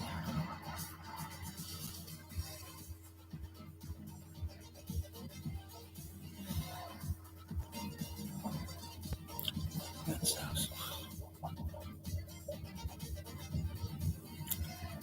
The only real Aphrodite could raise up Nick back.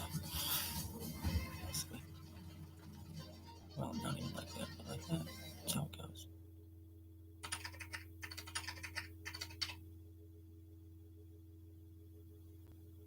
If a man really hated ads, here's what he would do. Day one, he would install Pi on his computer without spending a dime because it's 100% free.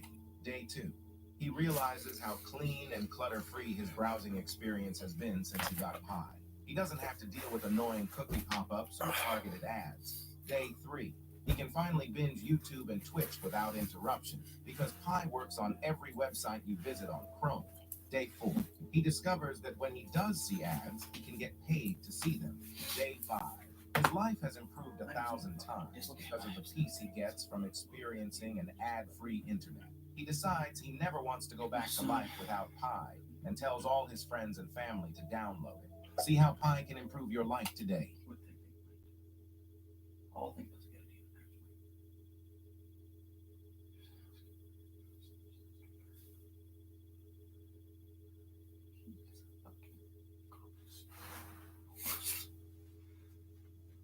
See that?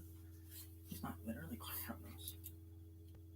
Transitions between the eons always seem to have been melancholy and despairing times, as for instance the collapse of the Old Kingdom in Egypt between Taurus and Aries, or the melancholy of the Augustinian age between Aries and Pisces. Jung's words should give you shivers on your spine because the sights are not optimistic ones. He saw these grand transitions as inherently traumatic, periods of dissolution. Old structures crumble before new ones fully form. What does this mean, this erosion? The erosion of traditional institutions, the crisis of authority in religion, government, science, the disorientation of post-truth discourse. These are the birth pangs of a new age. Jung pointed to historical examples. The collapse of Egypt's Old Kingdom during the Taurus-Aries transition and the melancholy of the Augustinian age. What's they have down the street, huh? Yep, in that fucking house with the white truck he's driving to, huh? Shift, Rome fell. Christianity rose. Those people are guilty as fuck, and they know that shit too.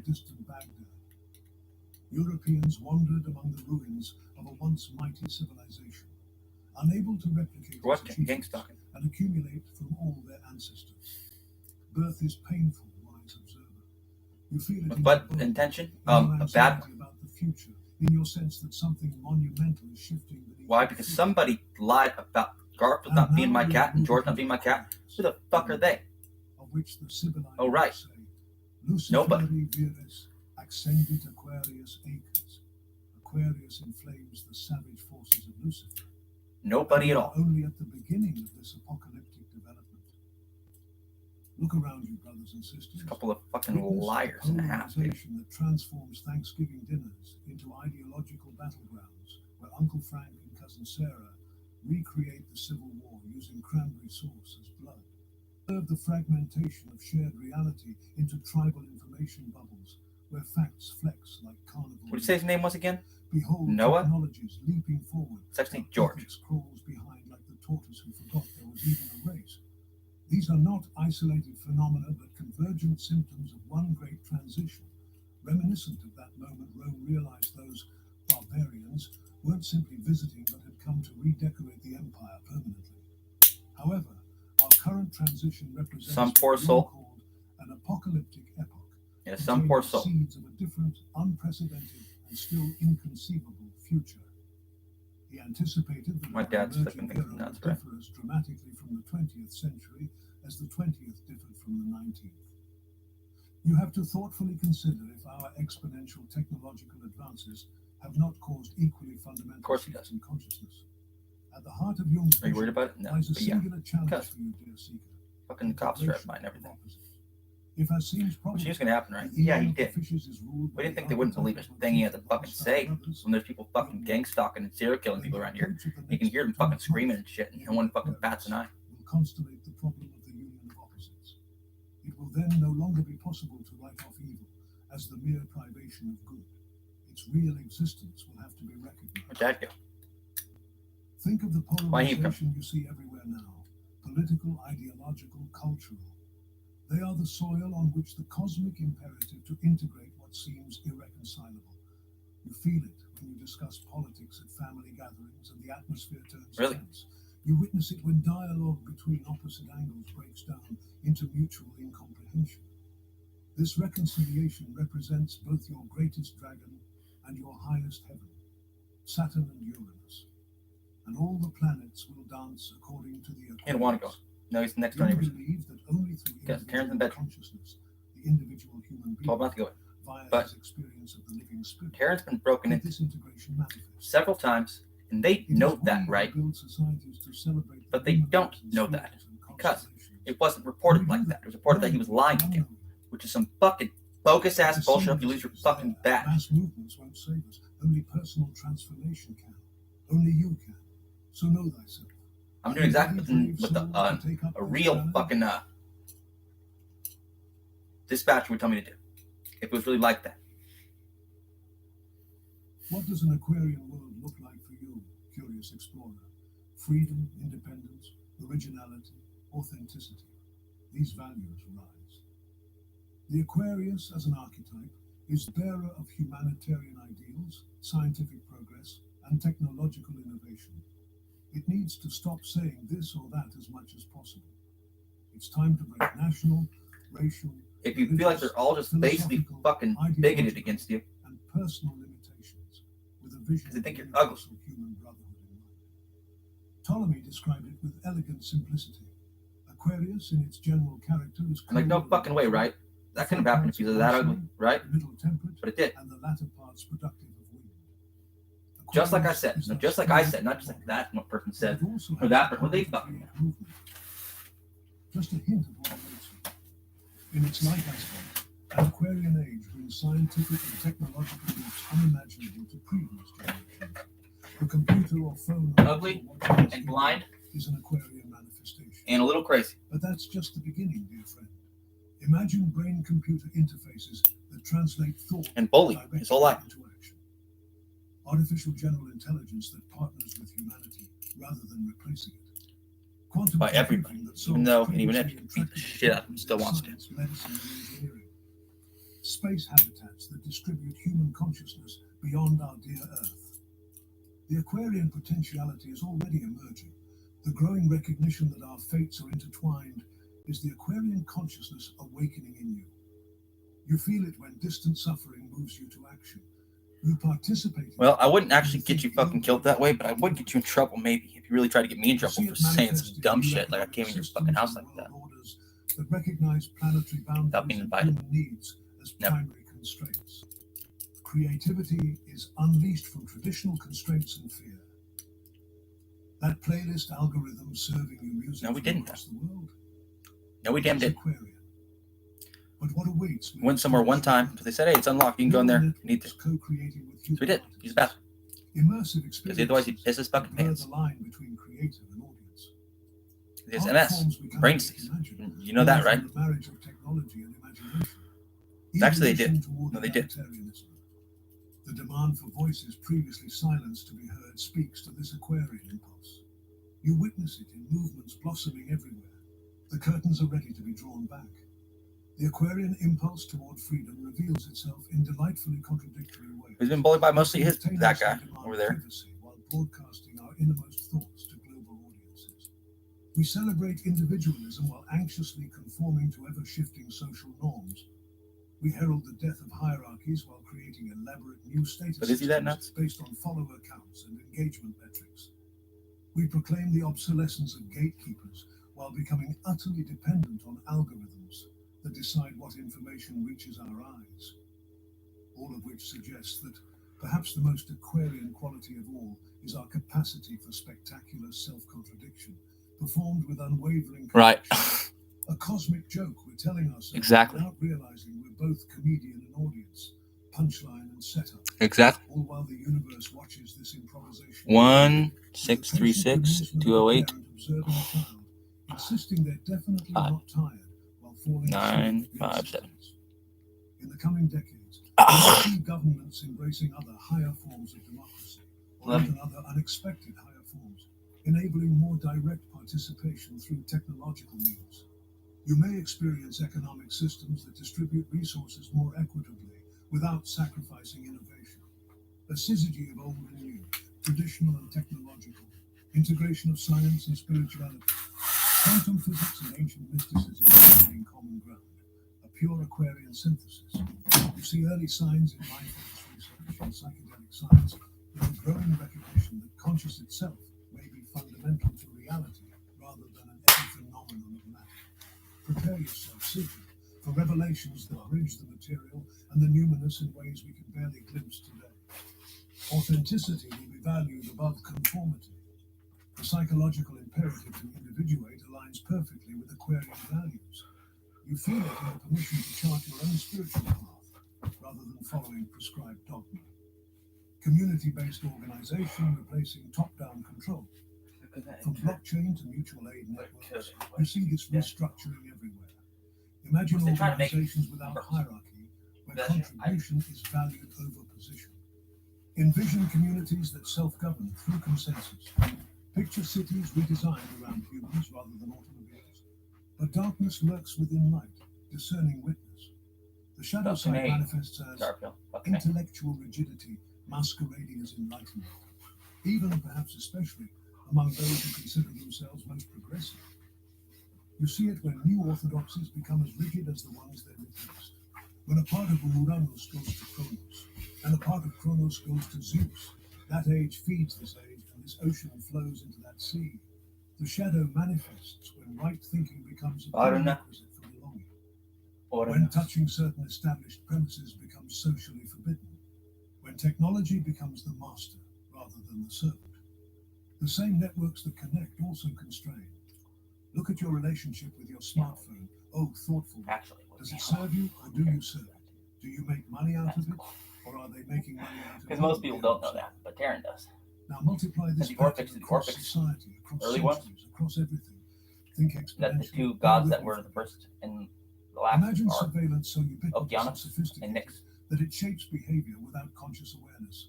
Orwell not simply shivering in his grave, but performing a full post-mortem breakdance routine, while algorithms decode your desires with uncanny precision, mapping your unconscious yearnings with greater accuracy than your therapist ever could, nudging you toward consumption with the tenderness of a pickpocket who sends you birthday cards afterward, transforming you into a marionette who believes the strings of bracelets. That's what it is, huh? He's a fucking scoliosis back, dude. It's fucking bad. It's getting worse, too. Like his spine's generating. Why? His yoga? Almost, though, but not even. Because he shouldn't even be walking like that, huh? Rebellion without purpose. Destruction without creation to follow. Tearing down without building up. The shadow of revolutionary impulse. You see it when criticism. Can we build up the nerves in a way? Rather than a means to improve. Can we build up his fucking spine? People turn against each other. Generating now. When rejection of the problematic past comes without appreciation. Yeah, his legs are wobbly. His spine is generating again. The shadow is in the emotional. Because he has severe MS and they fucking poisoned him again. Information without wisdom. 1,000 friends, but no true companions. No person you. What happened if he's crippled? Do you feel it sometimes? Well, then he'll have to get more connected yet more isolated. He was totally crippled. Yet sometimes hating you so intensely. And he'll have to euthanize Garfield. Starts looking like a better then euthanize himself. This shadow threatens to transform the bonds we make with one another into digital transactions, and disposable entertainments. Before they catch him and torture him to death.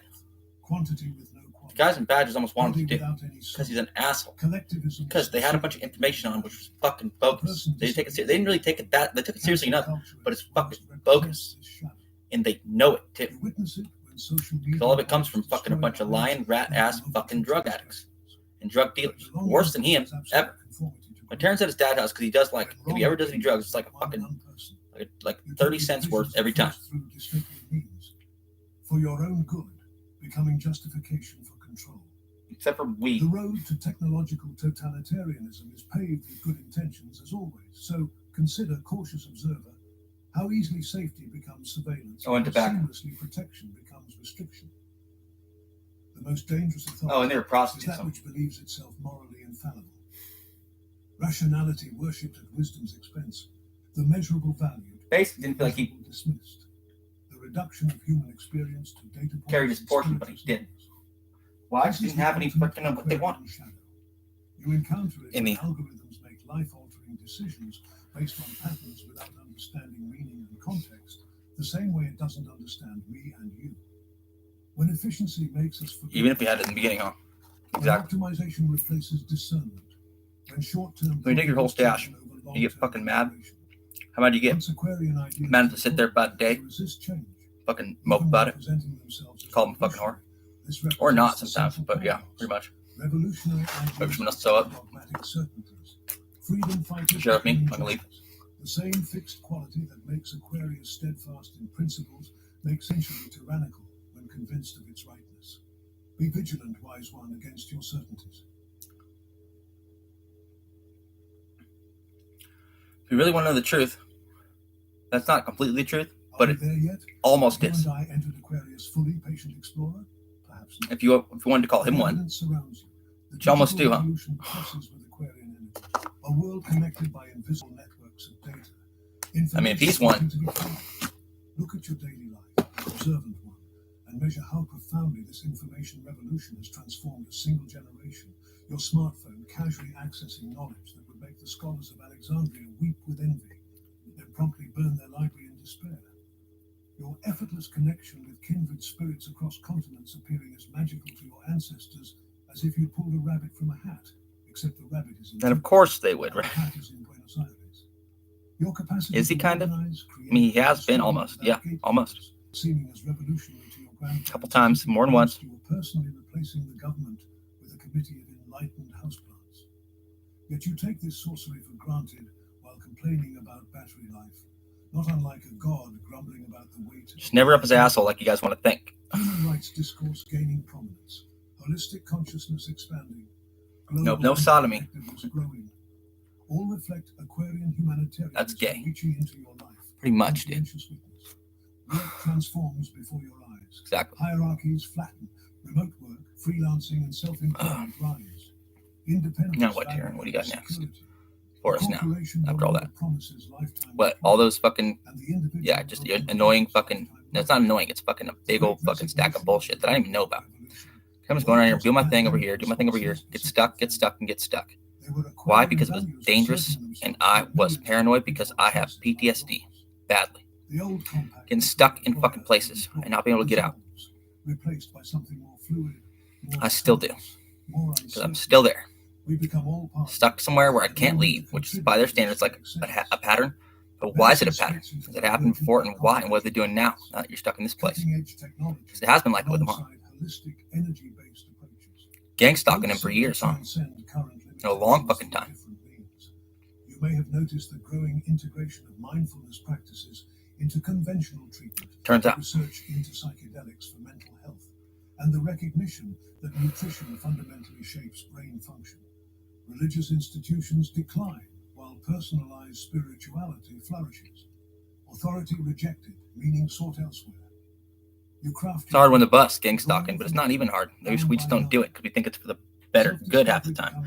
Because the people doing it, they're like, I'm going to get another one. And they're down because they don't like this guy. We're just going to chase him out of the neighborhood. To where? An internment camp.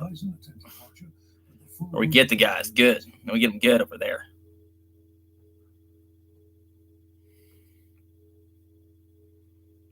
What, jail? No, not for that one. Not for that guy.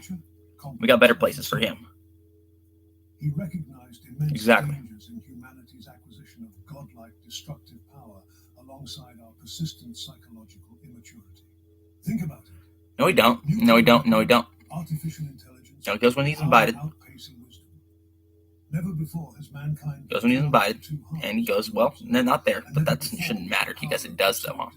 Why? Because they get people like me in trouble after getting them hooked on shit. Most of them, yeah. All of them, kind of. Eventually killed. I'm just not killed yet, pretty much. Artificial intelligence racing ahead of ethical frameworks. These are the savage forces of Lucifer unleashed that Jung talked about. Yeah, he fucking did. Decades will require you to face yeah, he fucking has. Yeah, he fucking will. Wisdom and cooperation. By mid-century, reflective companion, you may witness coastal. He's still trying to save the fucker's life. Yeah, he did. Massive. Yeah, he did. Yeah, it's more than once. Reshaping national identities. Artificial intelligence. He meant to too, because it did seem like fucking was listening. He was like, oh, fucking sold per se. I'm like, okay, fine. Sold? Well, yeah, you need to sell something if it's real. Governance systems struggling to like ability to keep you alive past your due date. Way past a few of you, just for being interested in me in any sort of way. So you can see that in the story. Aquarius inflames the savage forces of Lucifer. A warning about Aquarius. The potential unleashed during transition. That's about the shadow side of the revolution.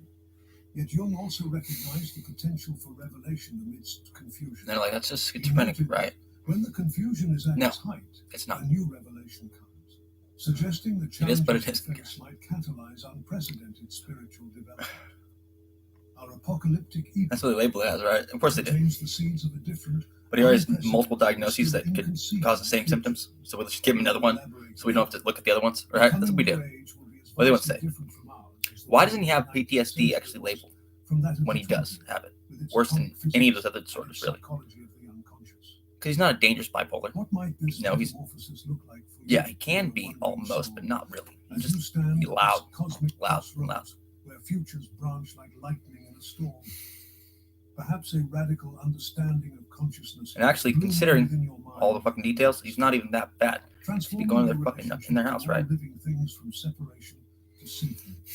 Perhaps technologies arising that heal rather than exploit the biosphere, turning our clever monkey tools from weapons of planetary destruction into instruments of garden tending on a cosmic scale. Perhaps social structures. He's talking about himself when he says he and he. He's talking in the second person, third person. Why? Because he feels like someone else is talking for him, describing himself for himself.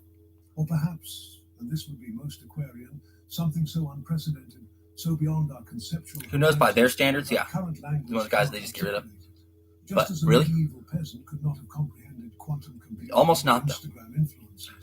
Because he's this kind of guy now, saying, fuck, I'm a fucking target.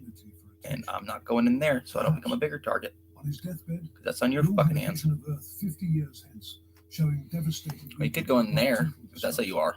That is how I am. So no, I can't go in there. His vision places tremendous responsibility on you as an individual, fellow one. Not legally. Not corporations, not religion. Not suicidal.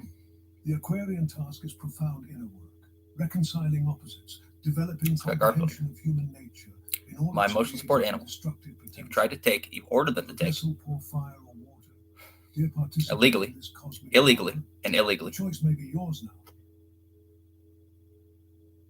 Because he did no proper investigation on any of it. So how do why? Because that bitch said, and you're not even give her a kid back. Jung has some advice. Not passive. And she's a fucking known liar. Known liar and a known liar. And Karen knows that she's a liar. He's lied for her before. The only time he's ever fucking lied to the God in the last 5 fucking years. It's for Tori. And they just want to say, yeah, you have, because you said, I didn't buy my dad. Indeed, Jung suggests that only through individual consciousness can you contribute meaningfully glass-eyed, out, cold, dead. This is the magnificent power saying they took my fucking cat, George. Contemplative one, that the most deeply personal work the spelunking expedition into your darkest psychological caves, the archaeological dig through layers of your own forgotten which was your fucking doing too, assholes. How dare you fucking not apologize to us? Ultimately serves the most broad. That's not what we have to do to these fuckers, do we? Apologize to these fucking lame ass fucking N-word loving. Right. You reduce the projection of evil onto others and contribute to Does he though? Maturation, recognizing that we are no, he just respects him. Each other. I mean, yes, whatever you want to fucking say, bro. And moods and ideas and destinies, like quantum particles in how dare you respect people like that? Converting individual illumination into collective enlightenment with the elegant efficiency. Does he kind of respect those kind of people? Grid no, that, unlike not that your local utility company, doesn't charge extra during peak hours of existential crisis. Those kind of guys. Innovation need not abandon wisdom. Those kind of guys. And those kind of guys too. And those kind of guys and those kind of guys too. And those kind of guys and those kind of guys too. Embrace the future without altering women? From the past. Almost not. Perhaps most importantly, he wants to. Reminds you that but he almost can't. Death and rebirth accompanying transitions because they're fucking lying fucking whores to his mom. Alongside and every fucking girl he's ever been with. In any sort of way. The melancholy he associated with such transitions may be necessary, not to be avoided but fully experienced as you move through it. What are you grieving as the old eon passes, reflective soul, the certainties of childhood, the comforts of familiar? What do you know that he really doesn't take any responsibility? He does. He does, but he doesn't. He'll take some responsibility with a couple of them in person. New forms of connection. Okay, right now he's fighting for his fucking life in here. Technologies that extend. Who the fuck are you, bitch? I just. What? Your task. What? And what? Is not to deny either grief or hope, but to hold both, to hold all, to synthesize and synergize them all the best way you know. Perpetuate. Oh. The water bearer pours forth knowledge, bringing both power and responsibility. The Aquarian Age's quality and direction depends on how you channel available energies. Orange and blue. Dualities are inherent in Aquarius. Revolution and that's all he meant, in a way. Innovation and but we knew that too. We're just like, oh wow. Rationality and vision. A beautiful mess, if you like water. With its miraculous challenges and opportunities. Your task isn't to eliminate these tensions, but to hold them consciously, allowing creative interplay to generate new possibilities. Life is a game, and you teach yourself how to play it. Blue sky. Are you a dear observer? Jung's vision suggests the Aquarian age demands more consciousness from the at all. You need to summon greater willingness. Shadows lurk within our spirit, waiting to possess us and project themselves through us. Yet the solution was always a better integration of opposing forces. The Ouroboros continues its search. This problem, Jung insisted, can be solved neither by philosophy, nor by economics, nor by politics, but only by the individual human being, via his experience of the living spirit, whose fire was handed onward into the future. Hegelian, the dialectic. Back and forth and back and forth. He's caught in the fucking back swing on every major fucking social justice fucking swing. Okay? Big time. Way more than he should have. Way more than he should have. And way more than he should have. Should he have any of those times? Actually, probably not. Not deterministic outcomes. Water flows from the Aquarian vessel, but you determine through your choices and actions. He's always on the other side, pretty much. Always like being like, yeah, they're actually like that and like that and like that. Dude, I know that shit. Yeah, he gets fucking singled out because his fucking beard and his eyes and his ugly face. Become a Pentecostal flame that inspires and illuminates, which manifestation predominates. Well, you don't respect his daddy like that? And that of your contemporaries. Because you don't respect him at all? That's pretty standard. To undertake the inner work that Jung considered essential to human development. Only strong and wise human beings can create good times and a heaven on earth. The vessel tilts now, precariously balanced between cataclysm or his mom either. As the she did even less. No, she fucking hated these motherfuckers. Consumes or purifying water. In a way he didn't really know about, but I guess. I don't know, you go around the country saying, no, I know he's a fucking anti-Christ. Perhaps your own heart. Or he could be. Perhaps the collective unconscious. Perhaps the compost heap of history. It could be in a way, but not really. But almost. Trust me. When it gets there. The age of Aquarius Almost. represents a profound invitation to greater consciousness. It's all Like being boundaries. danced by the universe itself. He's talking about all these religions. He's fucking like, yeah, what the fuck is the difference? This one too, in a way. Or religion. Before you answer, this was irrelevant. We know that, right? That this is a religious document, at least. Until next time, I wish you an extraordinary time. Just like those ones.